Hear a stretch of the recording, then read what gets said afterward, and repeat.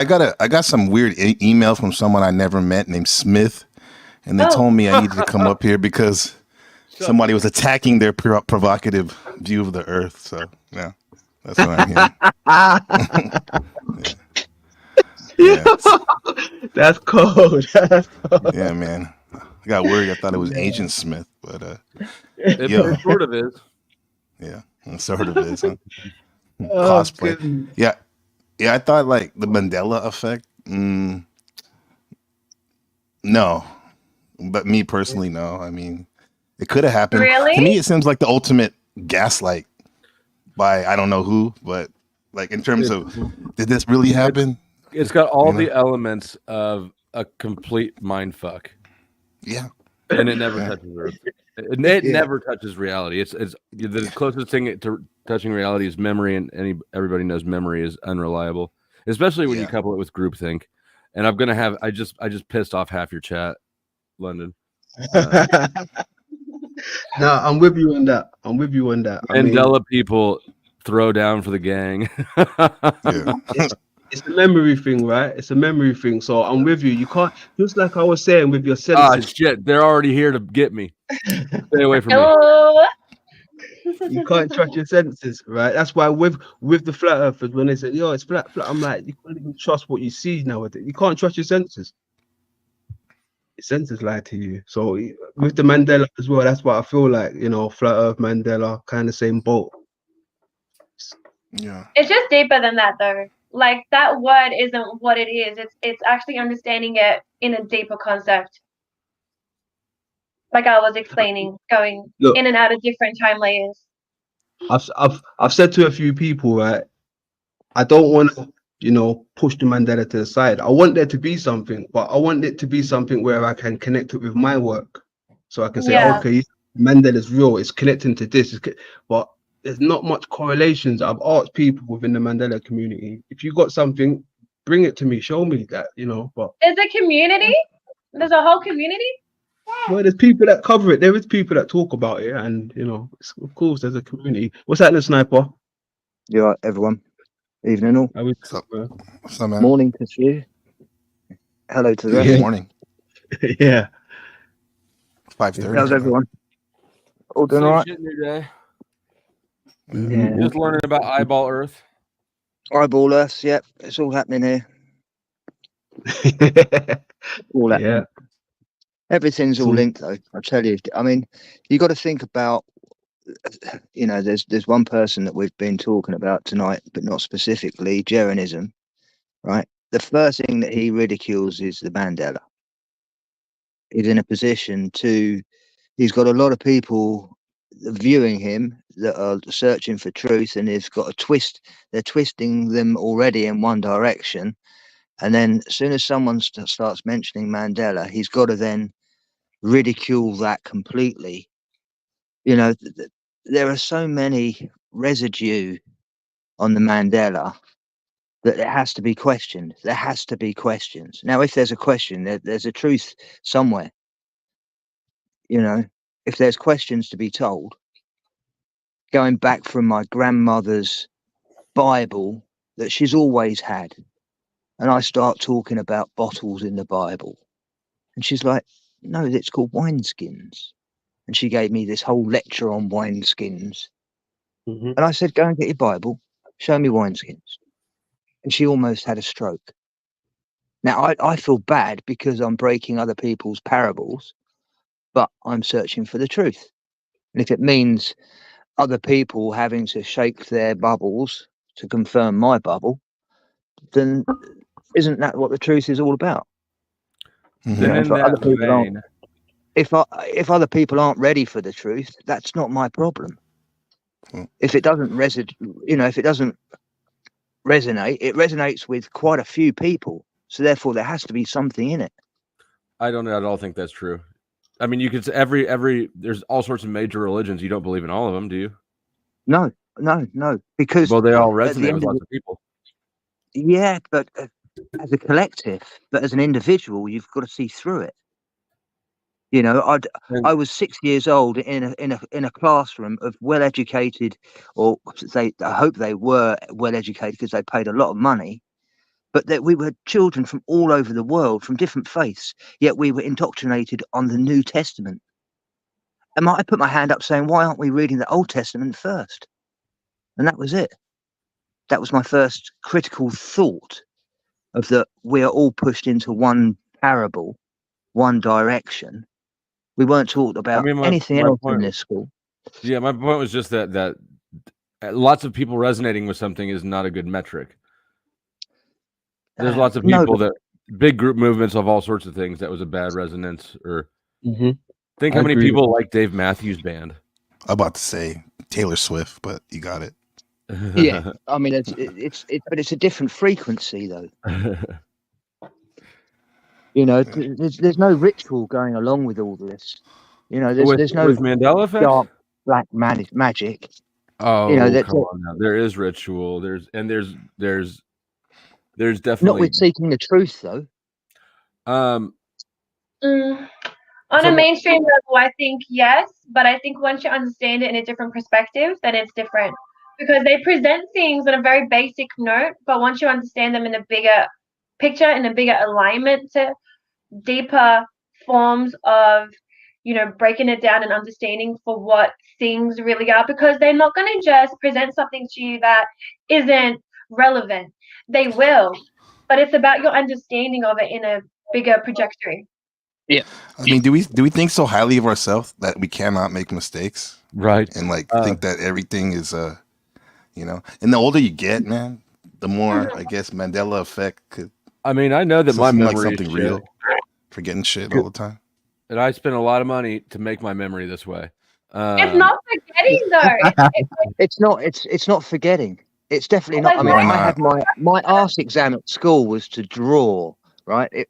It was to draw a pile of car logos that I managed to, with a screwdriver, take off. And it was a pile of Ford and VW, and they all happened to be the ones that were Mandela'd. And I remember that I didn't draw a curly whirly F. And I remember not ever drawing a line between the V and the W. I'm not. Don't get it twisted. I'm not attacking anyone's view about like this. No, listen. Like I'm not saying it doesn't happen. It's just for me, I've never experienced that. And back to your grandma. Yeah. Let's go. Let's keep it. Let's walk for a second. Let's walk for a second, bro. Let's walk for a second. Like you're talking about your grandma, right? Like the wineskin thing, and like could it be though maybe like with Occam's razor that like she heard stories like when other people when like in church or other people read their Bible talking about wineskins, but her particular Bible didn't have it. But she's only read her Bible. Okay. And she used to say things from the Bible which I remember her saying wineskins, but now I'm questioning her about why she's saying wineskins if she's only read wineskins from her Bible, yet in her Bible it now says bottles. Let me address you like an adult. You like we all know that memory is malleable, right? Yeah, we all know that people are suggestible, especially when groupthink gets involved.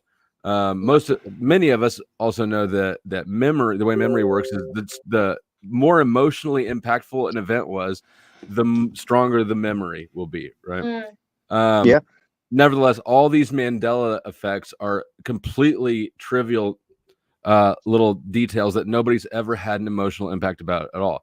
The Bible is massive. Almost no Christians have ever read the whole thing. I doubt your grandma even read that verse. She probably recited it at church. There's if we look at this objectively, there's absolutely nothing about Mandela effect aside from people feeling some sort of way about it that holds up to any sort of an objective standard. It's groupthink piled on memory, piled on logos. Yo, this Mandela effect is so like 10 years ago though. Like it's not about that. It's like literally like I don't even know like why. I was just like, what? Like this was something that I would talk about back in the days, man. Like 12 right now, I'm on something. I'm on something very different. I'm talking about time layers, jumping timelines. I asked about it because honestly, I was trying to get a barometer for you. because I don't know you, and it's Mandela is one of those things that kind of tells me something about The a thing is, person. if it's more of a So what did it tell simulation, you? you know, Hold up. What did it tell you about me? Well, I can't tell you. Ah, I love it. Cool. He wants to address you like an adult. That's why he's thinking. Yeah. That was yeah, funny, No, I'm just Flo. yeah. Trying to I test give me away my out. secrets in front of the whole audience. Come on Let's now. get it. I mean, is this top priority though? Like in life, like this, with all the stuff some of us have to do. Maybe that's why I don't really think about it that much. I mean, it sounds Yeah. cool. Too busy It definitely playing sounds Angry cool. Birds. Nah, making money, trying to learn shit, going to the gym. It's busy trying to keep up with the panels. Divine Spark. That's fairly. I don't know. I think it's a that's fairly true. Is it that way in the panel verse though, or is it just in the flow dome Certain parts of the panelverse. under my firmament? The simulation. That simulation shit though is more interesting to me when I have a luxury of time to think about something. That's pretty wild.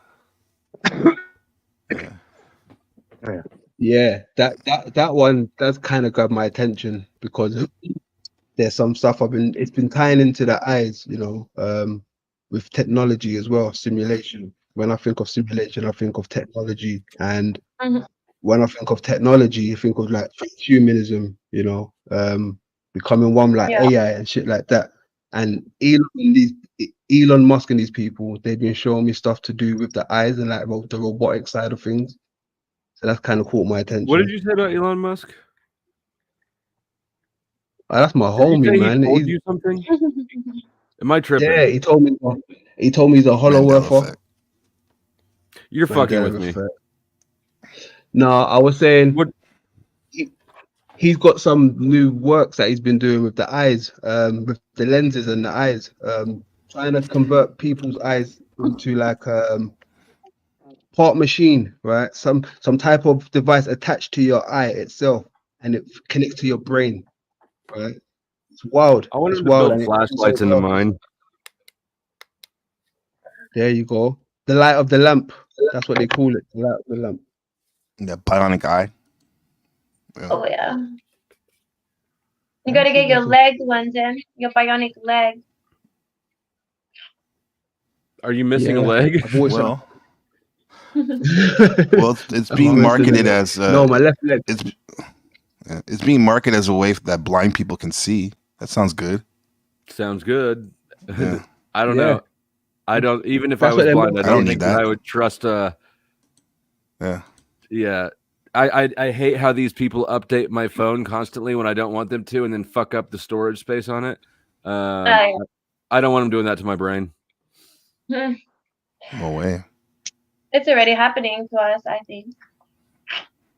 I was about to say that. So what's with the blue street lights? Do you guys have blue street lights wherever you're at? Oh, actually, I'm in Australia, so there are a lot of like when you drive on the freeway, that like when you go in the tunnels, there are these blue lights that only they only last just like a little bit, and it's in sections. So it's crazy because I like try and duck my head because I feel like I think also it's trying to there's a certain frequency where you can it's like with the cloaking, and you can see like things for what they are. And I heard that that's what they're there for because of the cameras, and they're trying to like see shit. I don't know, but it's the LED flaking off. That's what it is. The white ones that they put in, and it's like it shows you that they're getting older. I don't. They said it's a manufacturer. The official narrative is that it's a manufacturer error, but it's not a gradual error like a coating flaking off. It's a. You've seen them change like instantly. You know what I mean? Like one night, it's different. I haven't watched it happen, but I've never seen like a sort of bluish street light. Right? It's like they're on or they're off. Yeah. And I kind of started digging around into it, and like I said, the official narrative is that there's a manufacturer error, but they don't know which ones will do it or when until they put them up and install them. There's a hotline you can call. We got one over there on this side of the house, and then another one over there, and I started getting all Karen-y, right, and calling the hotline a bunch to report these fucking purple lights because I don't want them microwaving me and my family. And so they just took out the street lights. Now there's no light on it or block it like at all. They didn't even replace them with anything. Your neighborhood acted that fast? They listened to you. Actually, that's pretty good. Actually. They did. Well, you've got to do a little bit of research and digging to find the hotline to report them at all. So, but they didn't put up new ones. It's been like 9 months, and our block is dark. So whatever. You think it's would you rather have them there or not? I mean, I don't mind the blue light aesthetically. I just don't trust it. So yeah. I think I get a little bit more peace of mind with them gone than I do, Yeah. There is a dude that's going around the internet giving like speeches about the dangers of blue light. This ex neurosurgeon. He's going to all the big podcasts and talking about like how horrible blue light is on the human body. What's he been on? What's his name? Brown. He's like a mini Joe Rogan. What's his name? Not Danny Brown, but something Brown, and a couple other ones.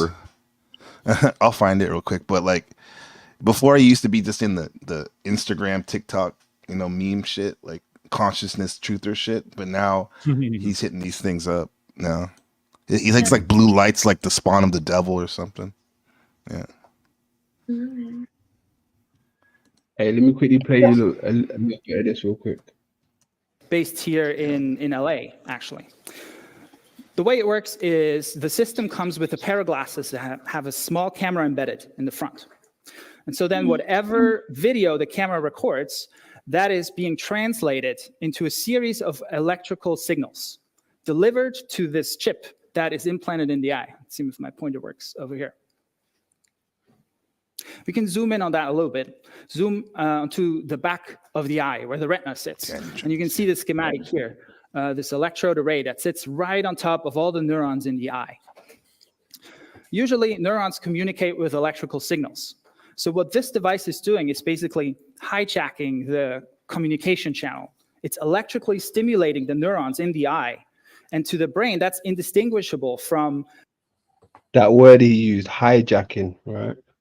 Neurons that just communicate naturally. But this is an artificial signal. And so the idea is, if you understand the physiology of the eye, the neuroscience behind it, then maybe we can turn on this device in a clever way such that it will result in pattern vision. So maybe we can draw letters here on this grid, and the patient will perceive it as an actual letter.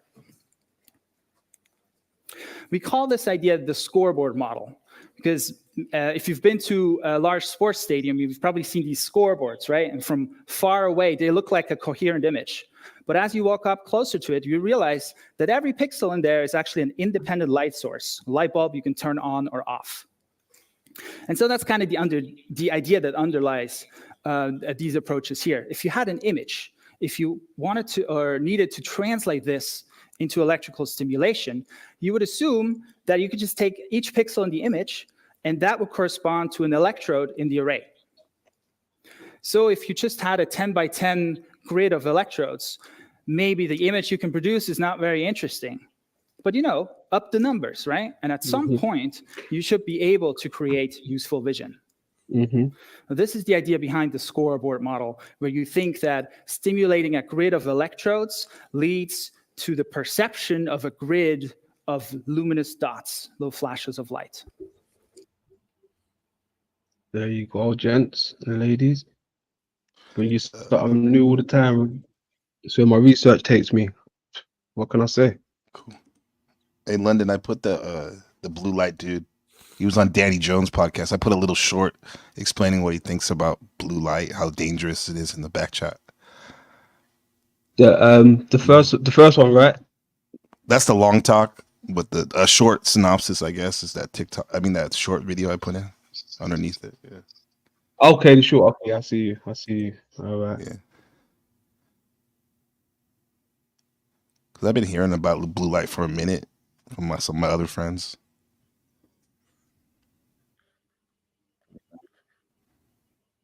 Oh, where's the volume? On shorts, it's up at the top in the middle. Just drag your There we go. fuckers get me too. Do you seriously think I'm a bigger threat than the Scarlet Witch? Handle your little witch if she decides to dreamwalk. Well, that means a That's receptor one right there. somewhere in the skin that was a blue light receptor. And if I'm being honest with you guys, back then, I guessed that receptor would be rhodopsin, and it turned out I was wrong. And I figured out I was wrong right around 2014. Because that's when a paper came out that showed us that melanopsin, which we found in the eye, in the early, or I should say the late 90s and early 2000s, we found out it's also in the blood vessels of humans, specifically the arterioles of the skin. Well, that means a receptor somewhere in the skin that was a blue light receptor. And if I'm being honest with you guys, back then, I guessed that receptor would be rhodopsin. It turned out I was wrong. And I figured out I was wrong right around 2014. Because that's when a paper came out that showed us that melanopsin, which we found in the eye. But hold on. Basically, it's saying blue light affects the eye, right? I agree with that because the blue light also, right? It silently kills bacteria, right? Now, we need good bacteria inside of us. You know, when you hear bacteria, you think, but you know, there's good bacteria. So if you're killing everything from the good and the bad, you're gonna have a sick vessel. Yeah. This guy though, like you're right, but like what he was trying to bring up, and as I remember his talk, was that fact that blue light is in all these screens we use, and I don't know how he's gonna like explain. I forgot how he actually explained it, but he was trying to point to the fact that when we watch these screens, we get kind of like our brains are more susceptible to whatever's showing us because of the blue light. I think he was saying because we have the receptors in there. So, do computer monitors flicker the same way TVs do? Yeah, I was going to say the flicker rate. Apparently, our blood is. I think they're different. I think they're different for the old TVs, the liquid LCDs. They're slightly different, but yeah, certainly the old TVs had a flicker rate that made you stare at the TV, even at the adverts. They had a specific rate of their own. The actual adverts. My father was a film editor, so I kind of know all about the flicker rates. He kind of taught me all about subliminal advertising in it as well, you know, from an early age. That shit that'd be interesting to know. Yeah, well, it's everywhere, but it's like they live. Really, it is really like they live with the glasses. You know, at such a basic level, but we just see it as something new. You know, something new and exciting. We've never had electric vehicles before. Yeah, well, we have, but we've never seen we've never seen the photos of them in the fields rotting away like they did because they were never fucking used because they were shit. Well, electricity is a derivative energy off of fossil fuels, right? So it's well, that's the problem with it. If it was taken from the ether, that would just cut the complete, you know, circuit itself. You know, there was a vehicle that had a battery that charged up as it went along, and that was in, I think it was 1911, but it was run by this red mercury, which now is supposedly illegal, you know, or never existed. Red mercury, they say it never existed now. Google. Hey, that red mercury shit is dangerous. But they say it's never existed. Why do you think my background's glowing? I'm full of red mercury over here. Yeah. But I'm powerful, so I can withstand it.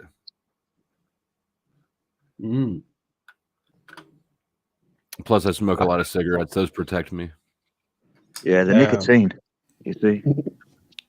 And they came out with that as well, didn't they? Say that nicotine helps you against certain things They that were did. going on. I was just I was being tongue in cheek when I said it, but they did say that. Yeah. And a glass of wine keeps you healthy, apparently. Cigarettes and wine. Yeah, that's just what boomers want to hear. I guess is there something to be said about being happy? Because I know some people in their 90s that smoke and drink. Oh yeah, they're still chugging along. That's I think that has way more to do with whether you're healthy or not than anything else. And not giving a shit. Mm-hmm. That's why I'm in such good health. Yeah. Do you think celebrating birthdays actually could be a downfall because? Oh, definitely. That's a ritual, and like we're linking a number to, like with your age, like subconsciously that's aging you, and also, attaching a number to yourself. You're just counting down to your expiry date, and really, like we are eternal, and we don't have that, and we're not binded by that, and that's just like when we come here, like they put numbers and they put everything onto us. So when you like study like with the occult and how they do their rituals and shit, right? You have to have an offering, so that's like your cake. You have a chant. The candle holds energy, so when you're doing a ritual, lighting a candle and having that energy and passing things through that can help. And the key thing is you never blow. You always get your fingers, you can lick them like so to, and then like go like that to like dim it out, but blowing a candle is actually really bad. So like when you're happy birthday, and then you're like yay, and then you fucking blow it, it's just like why is it bad? I kind of see that analogy, like you're blowing your when candle were you out. actually created? You weren't created the day you were. When you were born. No, exactly. You weren't, because when your mom had you, it's that's when attaching you were, to your certificate. That's binding you into the matrix sort of. Contract, contractual thing. It's a contract. Another thing I wanted to add to that real quick is some places in Africa. I remember watching a documentary about a tribe, right? And the only birthday that gets celebrated is the mother. It's never the children, because through pregnancy, the mother takes a 50-50 chance. So they celebrate that chance that she took by bringing someone into the world. She's still alive. It's never the children. It's always the mother's birthday. Yeah. Well, she'll be celebrated. I think about that as I got older. Like, my mom went through a lot too. Yeah. But here's the thing too. Props to our moms for housing us in that vessel. But we're actually self-creating ourselves though. In our mother's stomach, the body's just, or us, it's just doing its thing. I mean, the mom is there to nurture us and protect us, which is very, very important, but you're self-creating yourself. Yeah, that's how I look at it. To Iron Chief's, when Iron Chief was on the other night, London, he was saying that he goes into his mother's clan, and everything's matriarchic, it's all to do with the mother. Yeah, he's onto something. And I've been saying that because the findings that I've been coming across, it's related back to the female for some odd reason. Because, for the first couple of days, we're all female, until we pop this Y chromosome. So you're and that changes everything from then on, What did Flo say? Heck, Flo? I'm just making little quips. You know that too, because I could hear the tone of voice. Yeah. Clippity clip. Yeah. Little quips. I mean, you said that it's all about the mother. You saying the father has nothing to do with it? About creation? I know the father has. It's a magical process. You can't have one without the other. Yeah. Okay, I just heard you say all about the mother. He's That's got to fine. do like You know, 30, 40 seconds of work in there. well, as you were saying, you know, all the male parts are all fighting each other, aren't they? You know, there's billions of them that are all fighting just for one. The mental image But is one's crazy. already been decided at the very start. You know, that one Mhm. knows he's going to be there. He's the one. Like Yeah, in the he's Matrix. spectacular because he made it. He made it. Exactly. Yeah. But then at that point, he's still not the Y chromosome. Mm-hmm. So you What does he have? But what does he It's have? All the information, right? Or most of the essence. Yeah, information. he has essence of the man. He of the spirit of what was before.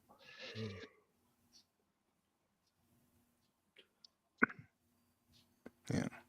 I've heard some weird shit from Bro Sanchez about like his new theory is that we're still a sperm trying to evolve our way up from the uterus out into the world, and he was talking about like how he's getting kind of crass, but he was saying it was like scientific, like the ridges in the vagina is like representative of the simulation we're in and stuff. I was like, wow, this shit's. I'm down with it. it. Wild. Many layers. Yeah. Damn, I want to hear that. That sounds interesting. Yeah. Labia Earth is the next big thing. Yeah. It's the next There's stage. a new model for. Yeah. Man, Bro Sanchez is wild. Yeah, But, like, that's the men- veil flow state. When they say lifting the veil, it's the Yeah. labia. But like men are Peeking so through the veil. important. I mean, like, I get like with women, but men are so important because like without men, like where's the seed?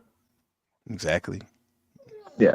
Like I really like I think so highly of men in that sense because it's like they're the ones that hold that, and it's like yeah, like us when I understand because I have 3 kids, so it's like I know, but without the men, like they're the one that hold that, so that's really like In the way society is nowadays, now if you want to call it natural or not, the modern man, I think a big part of them being a father is sharing the load, helping with the child.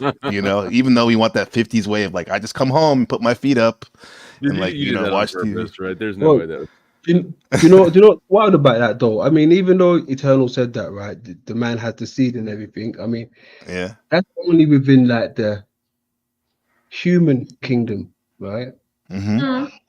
Because even like when you check some of the reptiles, they can produce their own offspring without the male involved. Yeah. Or even Okay. the boring. seahorse. Seahorse, so what are you and saying that there's a certain fish that actually goes through a transformation, turns from a female into a male, or vice versa. I think it's to have a baby. It's all temperature as well. The temperature of the water depends on the outcome of if it's more male or more female of the water. That is amazing. Yeah, but that's them though. We're humans. I'm saying it's amazing what they do, but it's like a lot of times we try to use animals as a metaphor, which we do look at nature quite a lot to think about what we are. Yeah. But we look at I think we're caught somewhere in between. To look at science. Yeah. We're like an angel and a animal, be it a monkey, octopus, who knows, but like the meaning of it here on Earth. We're genius murder apes.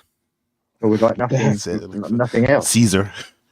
I'm actually changing my name to that. Yeah. Was he nice? You He was nice though. You imagine Caesar with a Caesar NPC. Caesar with a Caesar. It was like that Puerto Rican dude I saw the other day on the Do you want a house or a Caesar salad? What the fuck do you think? Don't ask me dumb questions. So yeah, Flo, you were talking about vacuum earlier. About what? About vacuum and combustibles. Did you see the video of the guy trying about 7 or 8 different type of explosives, trying to set fire them with a laser in a vacuum? No, yeah, that's on YouTube. Yeah, I he's basically. I got through basically one video, and then it was so absurd that I need to edit it, but I responded to it. Well, this guy, he turns the vacuum off and he goes through all the different elements that he's got in there. And with the laser, he sets fire to all of them, and he records how quickly they set fire. Then he puts the vacuum on, does all of them, and there's just a little bit of smoke, not even smouldering. It's not even affecting them. And that's just without a vacuum, without any air. Yeah, So I it's mean, like, you know, the laser would work though, like with thermodynamics, the laws of thermodynamics. I mean, that's what they kind of show you, quote unquote, in those, you know, Star Wars and Star Trek. They're using laser beams, right, in the vacuum. yeah, but the way that they're trying to explain propulsion is that they're creating something to be pushed against, but within a vacuum, that would never happen. Right, and it doesn't happen. It doesn't. Like, And I did see some the experiments. Globers say, well, put yourself on roller skates and have a bowling ball, and then move the bowling ball away from you. You create your own motion. I mean, well, that's because you're attached to the floor. In space, there is no up, down, left, or right. Yet you moving a bowling ball backwards and forwards is going to do absolutely nothing. But they can't, you know, you can't do an experiment in a vacuum to do that because you'd die. That's it. Mm-hmm. Agreed. Even then, you couldn't create a vacuum as strong as what they say space is because there's not enough concrete on Earth. To replicate. I bet if you got enough jail toilets together, I guess I don't know what the jail toilets are like over there, but if you got those things can suck the air out of the room over here. Yeah, jail toilets. Not conserving water like those weak liberal ones. Yeah. My had a video I wanted to show. All right, let me jump over this real quick. NPC's avatar looks so lit. Dude, the guy's fried. He's fried. You know who that is? That's Doc Ellis from the Pittsburgh Pirates. He was the first and only player known to pitch a no-hitter on LSD. What? I thought that was you. Maybe my dad, but not necessarily me. You know what that remind me of? That remind me of Big Perm. I mean Big Worm. Big Perm with the curler. Yeah, this dude used to wear these before he pitched a baseball game. The curlers in his hair and shit. I feel like I resonate with him sometimes. Yeah. Hey guys, I actually got to go and do my main mission.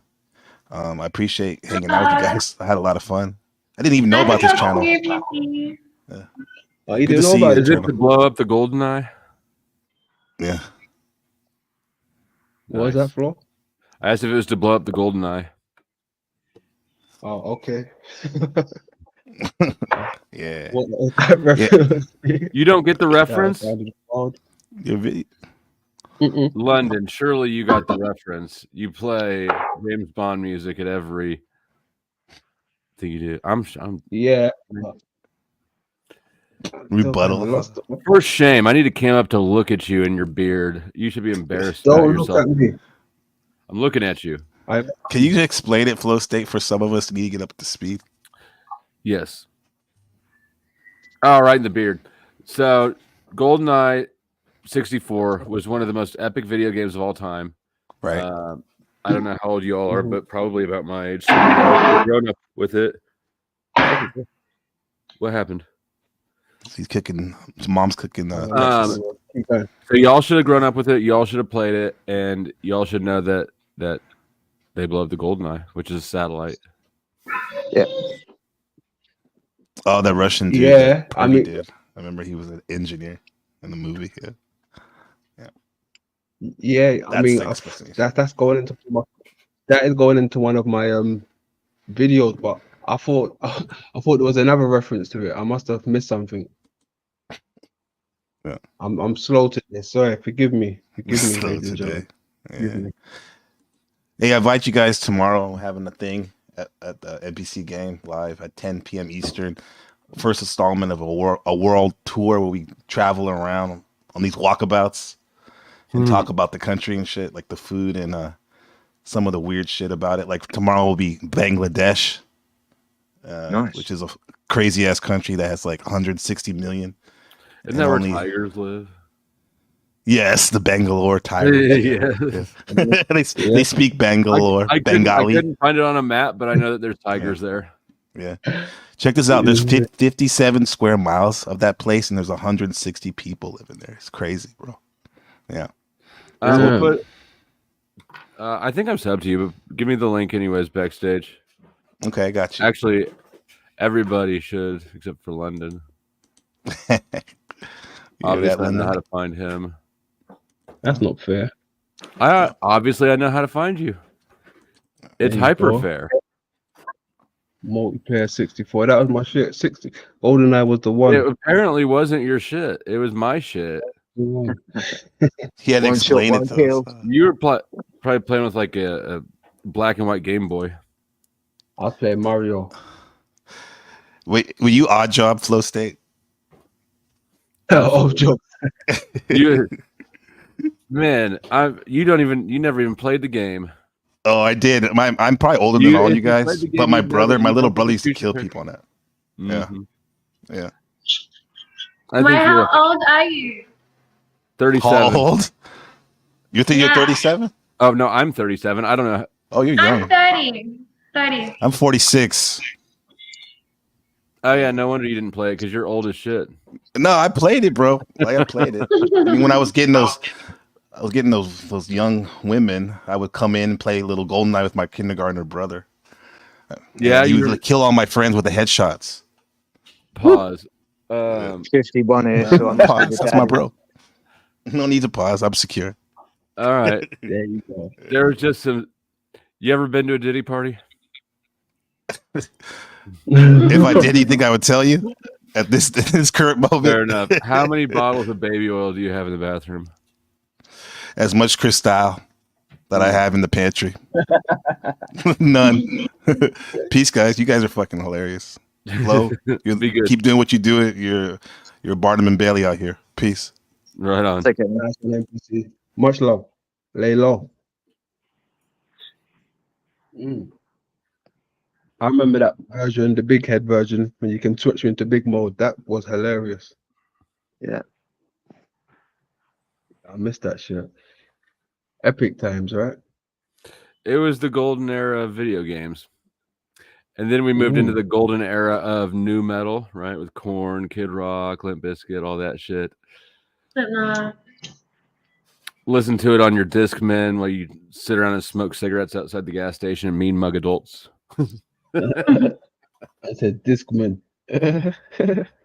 Dude, I got so good at because they'd skip, but I got really good at playing basketball. Like I could play basketball without lifting my feet and just sort of glide so that it would not skip. It was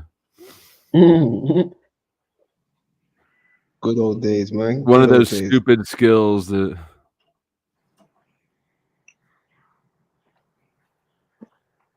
I missed the days, missed them days.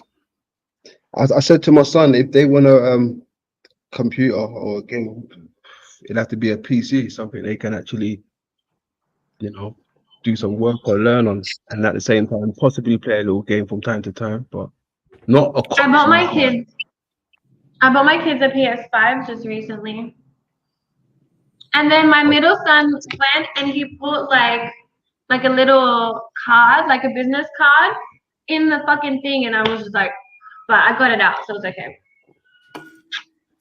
Can't get them shit, man. Shit breaks in like fucking 2 seconds. I'm about to buy new computer shit. This is like a $600 laptop I've had for like 4 years or something. Damn. So I've only been I've been stalling because like I got to learn about computers first before I know what to get, and I've managed to make it 37 years without really having to learn about computers. Yeah.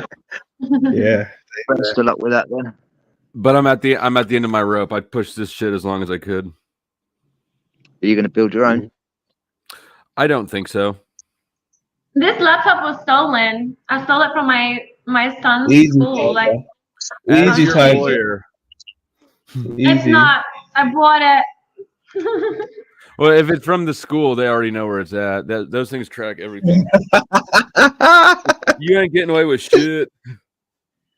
Oh shit, yeah. Yeah. Have It's you heard of old Gaggle? though. It's so old. It's like fucking like 5 years old because he doesn't go to that school anymore. So we never gave it back. They know where it's at. Do you know what Gaggle is? Gaggle. Thug life. They're probably watching and like because my daughter's got Gaggle's the Nah. program. It's a Google product, but it's for monitoring student laptops, and they monitor them constantly, 24/7. And AI picks up things, and then it'll pass. We had cops show up one time because the AI alerted the school to something that it misinterpreted. It was, yeah, so you ain't getting away with shit. They know that you're cooking right now. They can probably smell it. Good. Come at me. Me or them? That's funny. Everyone. Me first. Pause. So how that eyeball Earth? Yeah. That's a real thing, Globica. Yeah, man. You gotta get with it.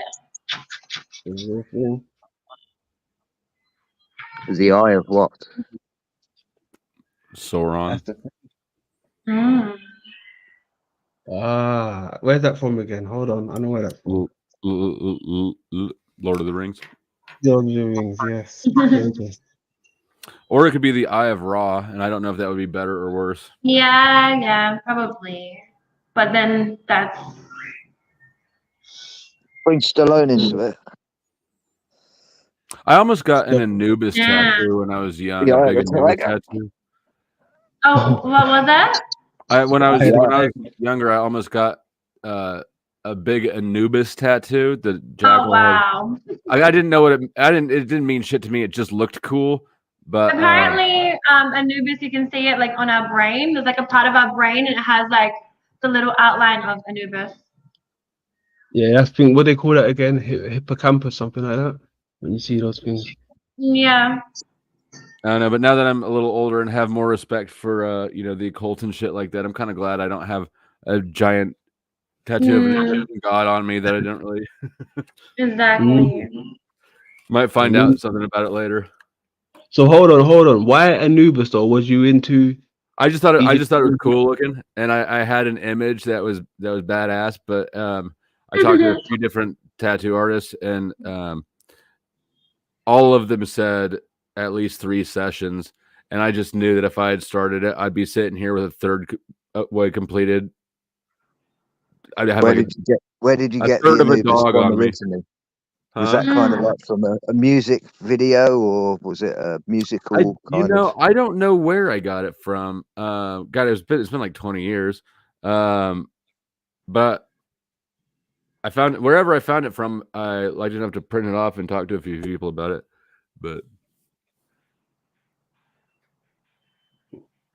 But I never did it, so. Yeah, well that's good. Aren't you lucky? Well, it's I mean, sort of. It's not like I didn't get any bad tattoos, just not I mean, I have living in the shadow of death on my back. But I used to think I was a little gangster back in the days and shit, so I think that's why I got that. What, you're not still a little gangster? Yeah, I am, but low key type shit. Hey, but someone, I was on the train, right? Like when I got it, and like I used to like wear like a bandana like Tupac, and my hair was up, so you could see my tat. And there was this really religious guy sitting next to me, and he's like, "Oh, living in the shadow of death," and also you know that Coolio song, "As I walk to the valley of the shadow of death, I take a look at my life and realize there's nothing left." Well, yeah, that one. So, when I was, what is gangster to her? Anyways, so I kind of had like that, vibe, because I grew up like a hip hop head, so I kind of just wanted that on my back. And there was this really religious guy, and he's like, "Oh, that holds so much value. Like, what is that tune? I'm like, bro, it's not that deep, man. Like, but now that I'm older and I realize that there is reference in the Bible, it's just like, oh shit, yeah, like. Oh well, yeah. Nah, I got one tattoo. It wasn't good. It's not meaningful. I don't regret it. What is that? It's an eagle in the middle of my back. Oh shit. Yeah. But you know, that's what happens. It is what you make of it. Yeah. Yeah, I just picked something off the wall. Actually, I was only at the tattoo parlor because a girl I knew had just started working there, and we were still out wandering around from the night before drinking when it had opened. So it was one of those things. Yeah, I can't wait to get more because I got my son's name, but I need to get my other 2 kids as well. I don't know where I'm gonna put it. I don't know if I want to like mirror it. One above each eyebrow, like that. Oh fuck no! I'm not ruining my beautiful face. I'm not ruining my pretty face. I always wanted like a little face tap, but I'm like, nah, I'm good. No, don't do face tats. I'm gonna regret that shit. Yeah, it's tacky as fuck. Sorry to anybody in the chat. It looks good. It looks good on some guys. I like face tats on some guys. It's hot, but it's like it depends. I think like a little one is hot, but that's just my little new agey vibe. You coming are out.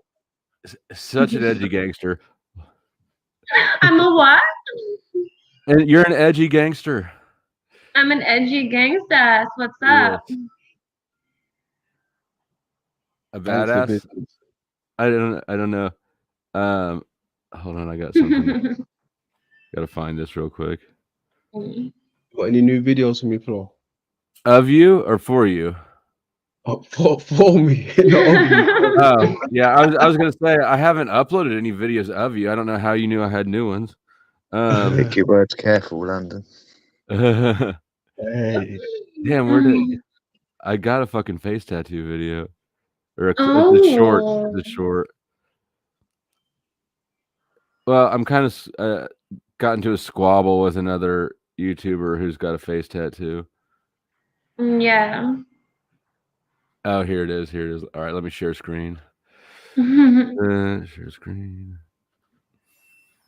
Hold on, I need to copy this.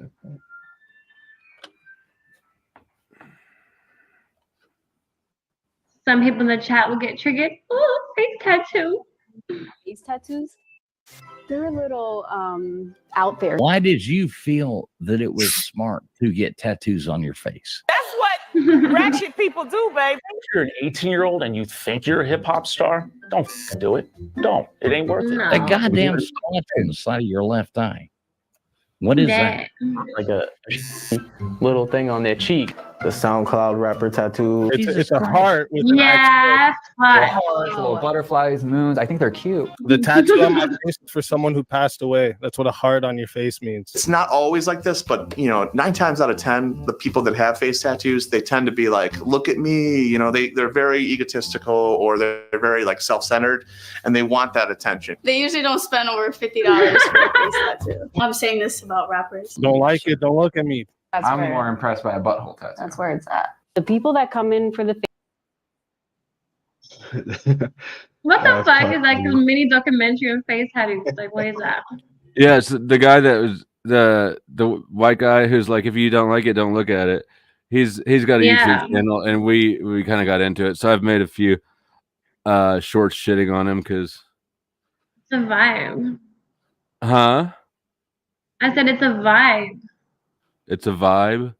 A vibe. Well, now he's like it's only on certain people, like especially like the new age rappers and stuff. Like that's their thing, and like I fuck with many different sides and stuff, and like I have a lot of friends that like within that element and that in that new age rap and stuff that have face tats, and it's dope as shit. I like it. But again, I also appreciate. Yeah. I don't really have a very strong opinion on face tattoos, honestly. It's just an easy angle to pick on them at. Face tattoos, nah, don't sign me up. What's happening, Bex? Welcome. Thank you. Ah, Thank you. shit. What's going on? What's going on, everybody? What's going on? How you doing? We're good. We're good over here. Good and good. Good, Feeling good. back. I saw you. Sorry, go ahead. What's up, Zypha? Nice to hi, meet you, Eternal. Good hi, to nice see to you, meet Squirrel Cipher. you. Nice to see everyone in chat. What's your name? My name's Bex or Rebecca, either way. Bex? yeah. Which Bex? Are you the good Bex or the bad Bex? Both I of think them. I might be both. Yep. I already knew. So are you? So you're good with London now? Hold up, please. Chill out 1 second. How you doing, Bex? What's going on? Then talk to me. I'm doing well. I know we chatted in Flo's chat late last night. Well, late for me, early for you, and Flo kept us up very late last night. Very late. I'm a little bit tired today. I'm not blaming you, Flo. It was all my doing. But yeah, so I wanted to pop in and say hello. There you go. Nice to meet you. Nice to meet you too. Nice to meet you. It's been a while since I've been here, so it's nice to see everyone. That's it. It's been a while. Yes. It's been a while. You've been Someone's on my door. What the fuck? Hold up. Point the camera at the door so we can see the surprise. Probably the cops. No, it's not. Knock on wood. No, hey, just the geography teacher. Your business. Just leave us there. Leave us there. But Henry, go on. Leave us there. I don't really wanna. What? No, she's doing it on purpose. Look, you and Bex can catch up. Oh, you're lame. Yeah, I'm not even. Well, and I'm quite late to the party here. I did actually see that you'd gone live early this morning, and contemplated popping up and seeing you then.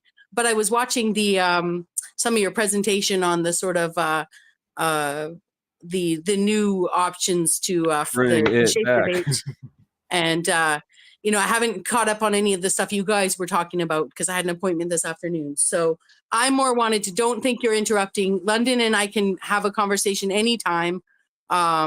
So I just more wanted to pop up and say hello because I had said I would, you know.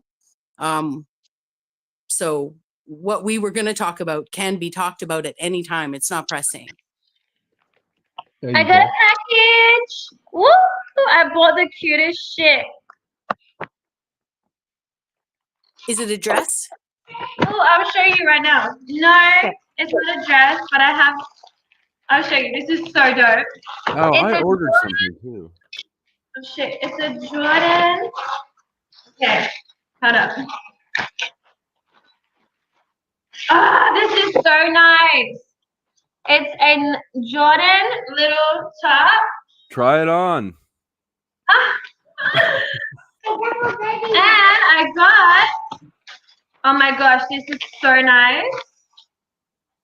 Little shorts, but these are pro Nike ones. I can't wait to wear these. Ooh. We can't wait either. This is so nice, it's Jordan.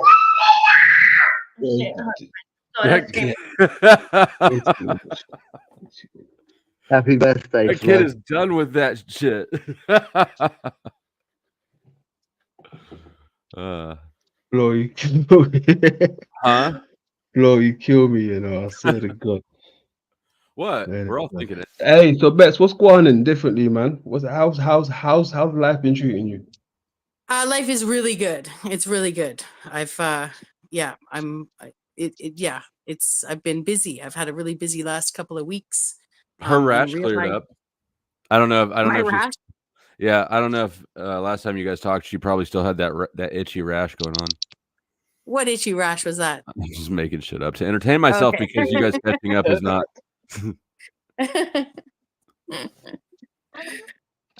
Probably some rash I caught off some dirty fleece blanket or something like that. Hanging around King Stephen. Woo! We all know what it is. Those sock puppets ain't been washed in years. Oh, Jesus Christ. Oh, Lord. Fuck it. Now the elephant's out of the bag. What's up with that one there, Bex? You and Steven, what is going on with that guy? Oh man, I don't know which angle to take, Mr. London. I don't know how to explain what happened, but I think I got dumped. First snafu. Yeah, hold on. Hey, Bex, keep going because this is good for the sound clips. You keep going, please. Yeah, I was replaced by a zebra. The kingdom has been turned into a zoo. I think it might. I think you guys already always saw it as a zoo, perhaps. Show. But I think I think it it may more be as the a island donkey of show. Dr. Moreau. Could it be the island of Dr. Moreau over there? I'm not sure. But yeah, whilst the king was snoring one day, whilst the king was sleeping, narratives were being sown. And when he did wake from his syphilis-induced state, the zebra had won. I tried to explain to him that the king only rules at the pleasure of the Pope. I think he might have been graped by a zebra. I'm not sure. But yeah, so yeah, something happened. I went to visit. I went out of this world. I was out of this world visiting a man named Patrick one day, and there was Cynthia and a Mr. Paul was on stage. Yeah. And Snafu Snaps came up and said something, and Flo started talking about, or sorry, not Flo, I'm sorry, your Flo.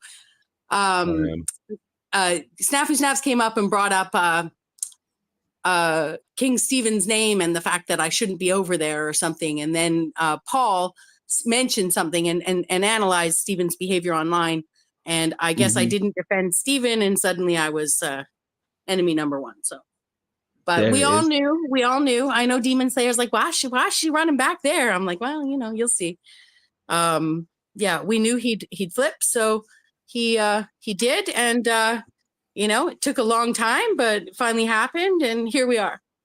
So I knew it. You guys are gonna say I didn't. I knew it. We all knew it. We could feel it in our heart of hearts. Praise God. That's where I'm just going to say the third time going back, you might think that I was thinking third time's a charm. I was trolling everybody. So do you consider this Bex, and since you know that you're the good and the bad Bex, do you consider what you just said to be the good Bex manifesting or the bad Bex manifesting? Oh, I think it's, Nuance. I learned from Mr. Spielberg. Yeah, about doing it different. And it might not look, I'm not saying I did it much different, but I'm just saying, Flo. Flo's the first one to say she's not as naive as she thinks she is. Am I putting words in your mouth? But, that I'm not as naive as I paint myself out to be, I don't remember how I phrased it, but I remember having the sentiment. So yeah, I'm sure I said it. Yeah. I remember that. So, yeah, definitely. Yeah. So is it the good Bex or the bad Bex? I mean, it's a middle path. We're at the middle path point, I'd say. Nice fish hat. What the fuck? Why do you even have that? To bless you? What do you mean? Why do I have that? Where's my holy water at?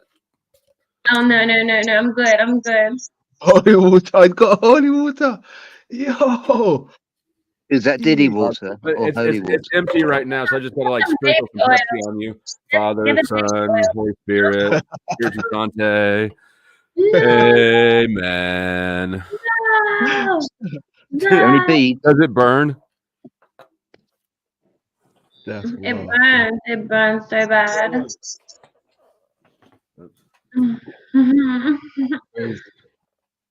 Hey, but Beck, you know what's wild about this though, right? You brought a stray dog into the community, right? Now this stray I brought dog... him in. Actually, okay. Go on. What are you gonna say? I was just gonna say he was actually embedding some reviews of some of these panel channels, like I would say, I mean, if we're gonna say who brought him in, I don't want to point fingers, but might have been CBO. Yeah, you know what? Oh, correct. I stand corrected because listen, I thought saga started from you actually. You pointed that finger on purpose. But when I actually, like you said, when I went over a few things, right, there was battles going on way before, you know, this other little side bit was going on. I was like, what the fuck? How deep is this? I see people like Justin Jane, I've seen TML, I've seen, like you said, CBO, I've seen everyone going at this guy. Or like a year ago, when I checked the footage, it was over a year ago and some change. I'm like, what the fuck? This runs deep. I had no idea. Well, and you and I actually had a couple conversations about him. I noticed when I went back to my first visit to one of your live streams, one of my comments actually had referred to his channel. I must have said something on panel where somebody asked, oh, where did you hear that? I don't know what it was about, but it was probably about something like the Helen Keller video or something like that.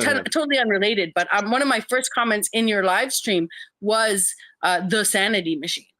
And then one time you came to visit my live and we were discussing, you asked me if I knew what was going on between Jay Dreamers and Archaics. And I told you, and this, we don't need to get into it for everyone else out there, but there was a confusion. Jay Dreamers, Archaics was responding to a couple of people that had been coming at him. And Jay Dreamers had taken it like he was only responding to Jay.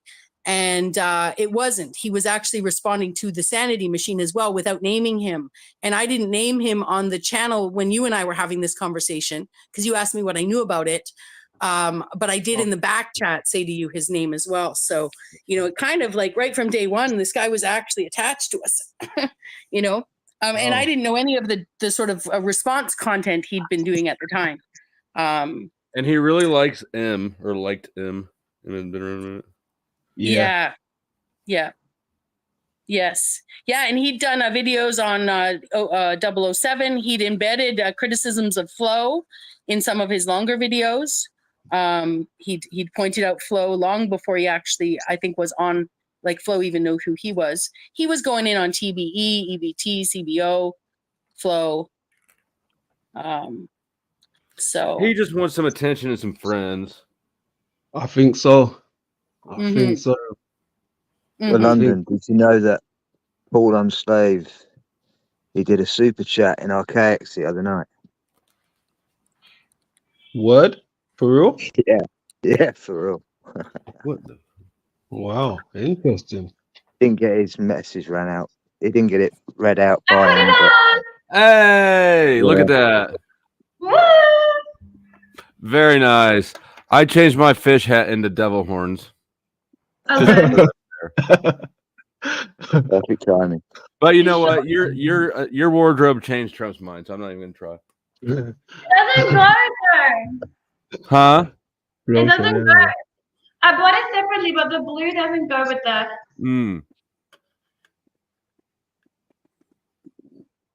I like that Jordan top. So yeah, Betsy, I mean, London should have done a full screen. I don't know what he was thinking.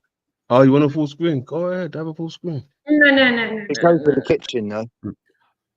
I wanted the full screen, but that's sorry, my bad. Very sorry. What was I gonna say? Oh my god, it slipped my head. Well, I'll say something briefly. I was going to say to Eternal that it fits perfectly. But as my Ethiopian friend would say, it's not the clothing, it's the hanger. Yeah, but the shorts are really tight on me. Like it's cutting my fucking circulation. They're like really, really tight. Are you okay? Are you being safe? They're like, ooh, it's too tight. It's not too tight. You'll be fine. I got a fucking small. I should have got a medium. There isn't. Some people find relief in disrobing online, so you may that find. Is true. I'm just doing crossover. It's showtime and it's showtime. No, I'm not gonna do that one. Give me a second.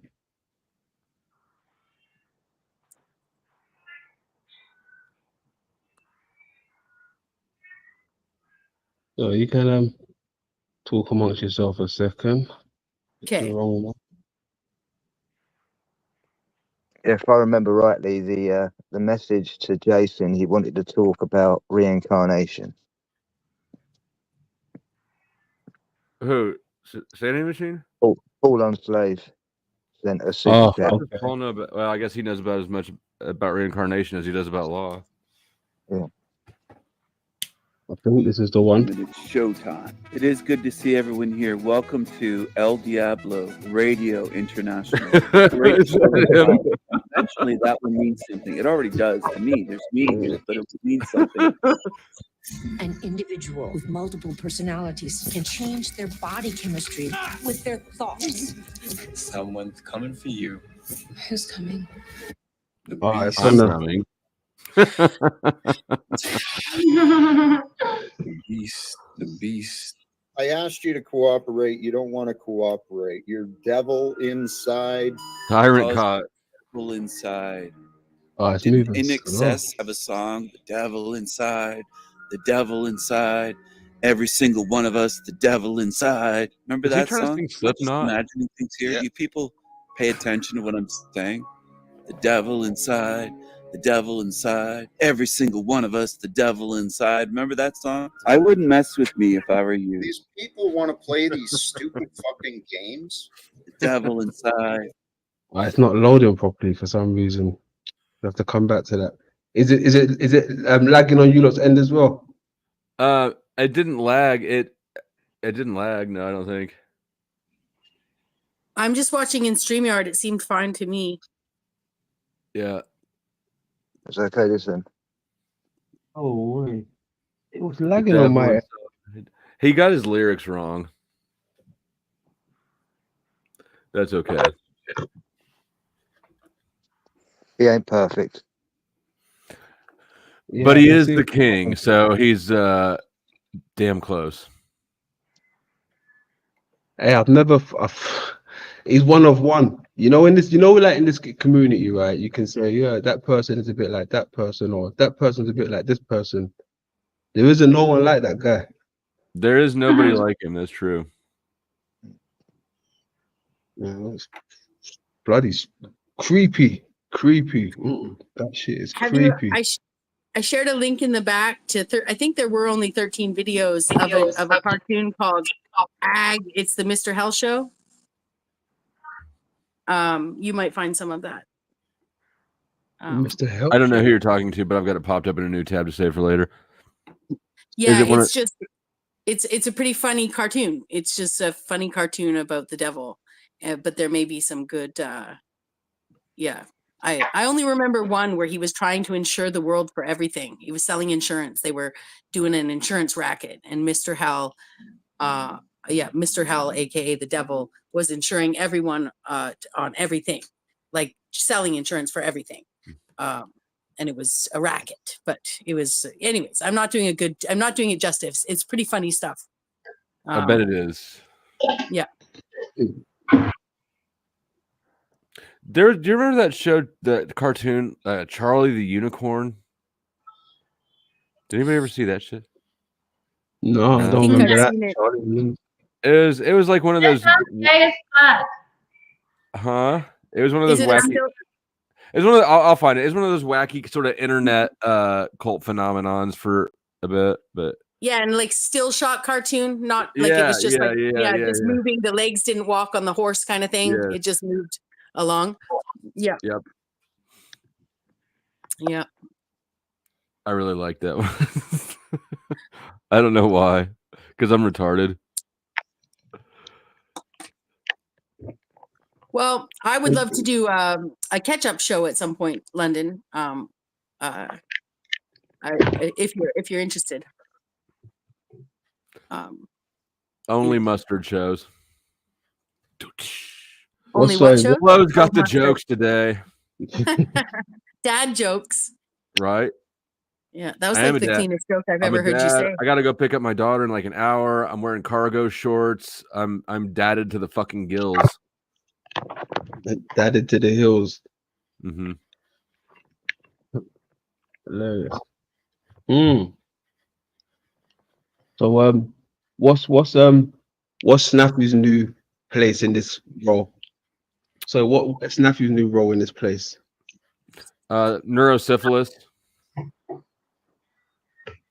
Neurosyphilis. Yeah. His brain is rotting from whatever disease he has. Yeah, I heard he has no role as far as I'm concerned.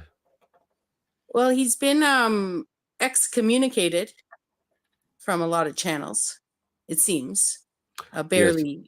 I would like to point out that I started that trend, and Bex was reluctant to get on that train, but as much as I try, I can't coerce everybody to do everything I want them to. Wild, right? Not yet. Hey, you know what's crazy as well? The type of new crowd that he's gathered over there, right? I've seen like the likes of Jackie Fox and Salty Sirens and a few others, right? But it's like they didn't go too far. They just went from snafus. Well, Salty Siren got excommunicated. I heard on OTWs of like 3 or 4 days ago, Paul was bitching out Salty Siren and Sophia and somebody and Jackie Fox was the other one, for watching me. And then yesterday, Salty was in my chat and I said something about it. She said that she's been blocked. Yeah. Paul's really like trying to make sure that it's only dudes around him all the time. There's some great sound bites out there though in London, like of Stephen saying that he's talking about Paul saying he can't believe that Paul tells his viewers where to go, where they can and cannot go. You know, it's funny considering, you know, he tells his viewers that they shouldn't be anywhere in the entire panel verse but his show. Correct. Right? Which is not in the panel verse, right? Correct. So, you know, the hell realm. But also I want, sorry, go ahead, please. No, keep going. Well, I was just going to say, but also sometimes we get these sound bites wrong, right? So I was one time listening to you and you were saying, because, you know, we won't talk about what I'm guilty and complicit in right now. But, you know, you can't just pre-buffer that. We can. I'm acknowledging there's hypocrisy in what I'm about to say. Right? There's going to be hypocrisy in what I'm about to say. But I saw London one day focusing on Stephen calling everyone low IQ and talking about his high IQ. And London was saying, you know, he specifically said, I have never seen any of these other guys talk like that. And he specifically listed TML, Z, maybe even Nachiketa. And in my mind's eye, because I have a good memory for this stuff, I remember one of the first times I was on panel at Benton's with TML and CBO came up and they were at war. And TML started telling CBO, no, you said I was smart. You said I was smart. You can't say I'm not smart now. You can't take it back, right? And then I remember there being a scene between Z, Tommy, and Nachiketa talking about IQs, and Tommy was the one pushing the competitive nature of the conversation. But as he pushed that, he was high IQ. Both Z and Nachiketa were both like, no, we're smart too, kind of thing. So it was kind of funny this idea. This idea that we all think we're quite smart out here is actually, it's something I've always said that I do think, and I know we'll probably get reviewed later by Stiffy.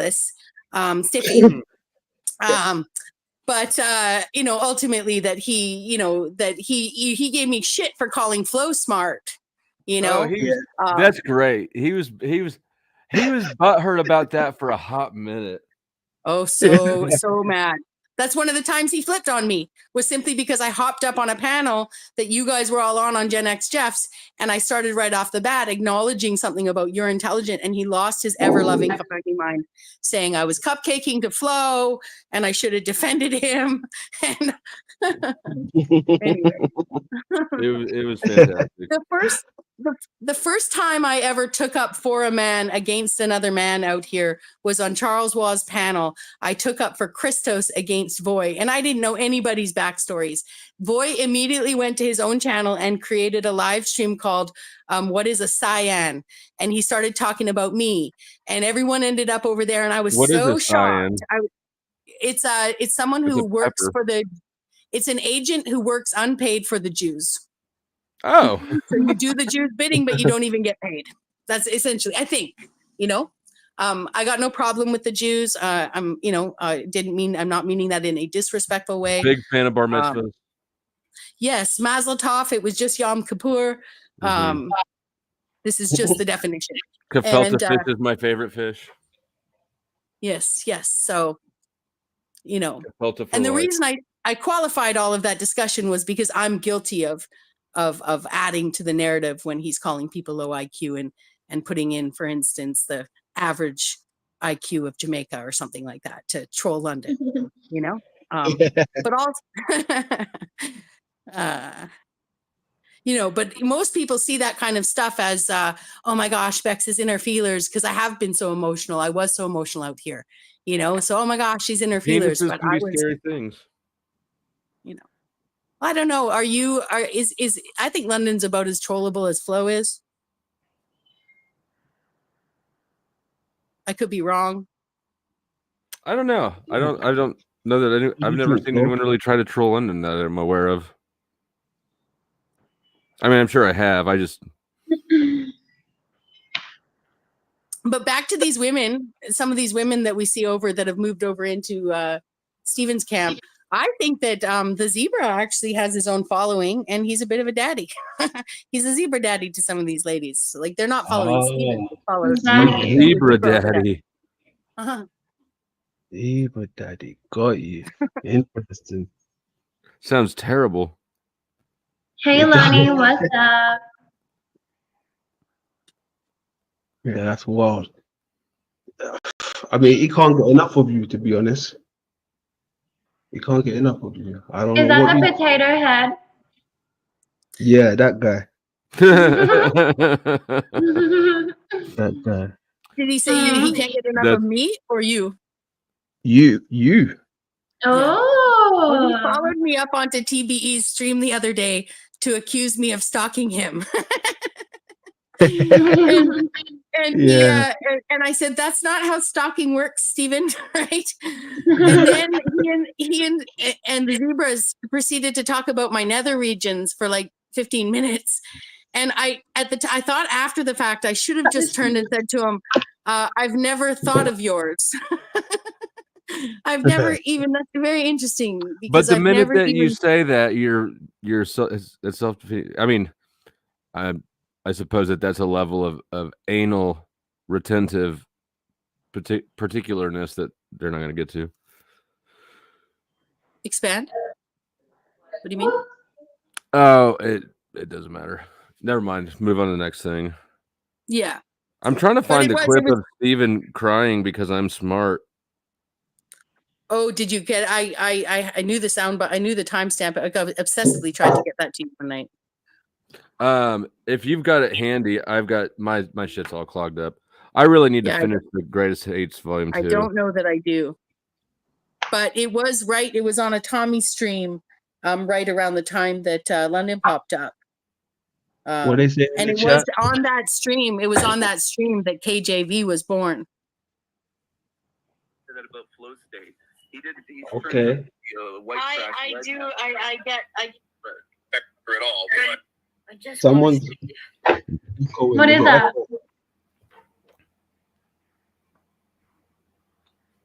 Cool.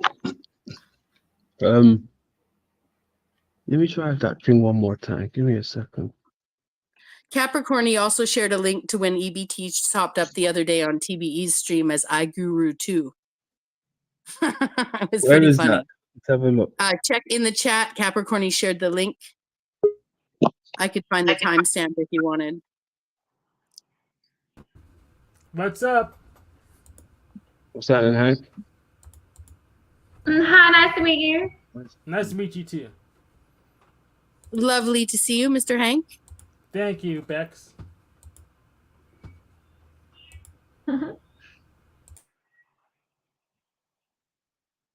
Where is this link? My chat.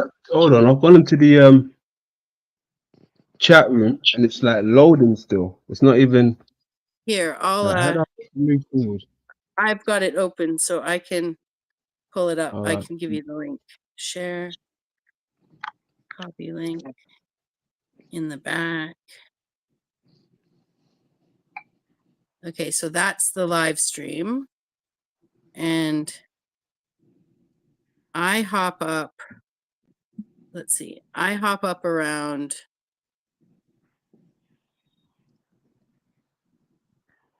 See.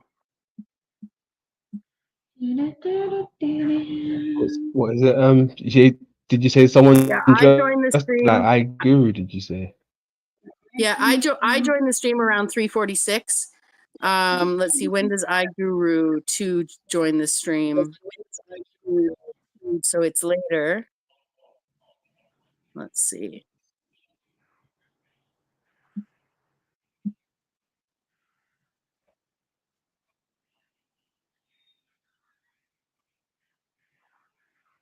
Oh shit! It I was, think I see it. yeah, oh yeah. So Yo, no yeah, way. around Oh 4:28. Yeah, 4 minutes and 28 seconds yeah. might be where he Oh, first hold on. appears. We gotta get some You can't context for play this. it? Hold on a second. Jesus Oh, Christ. yes. Oh Yes. no. I think flow states is smart. Go ahead. Go ahead. Good. I think flow What's that? states is Hold on. smart. I think flow states is a smart guy though.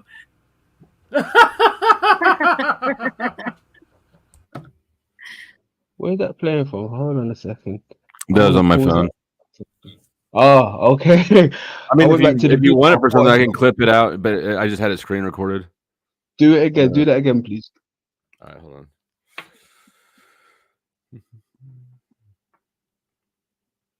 We watched. I think flow states is smart. Go ahead. Go ahead. Good. I think flow states is smart. I think flow states a smart guy though.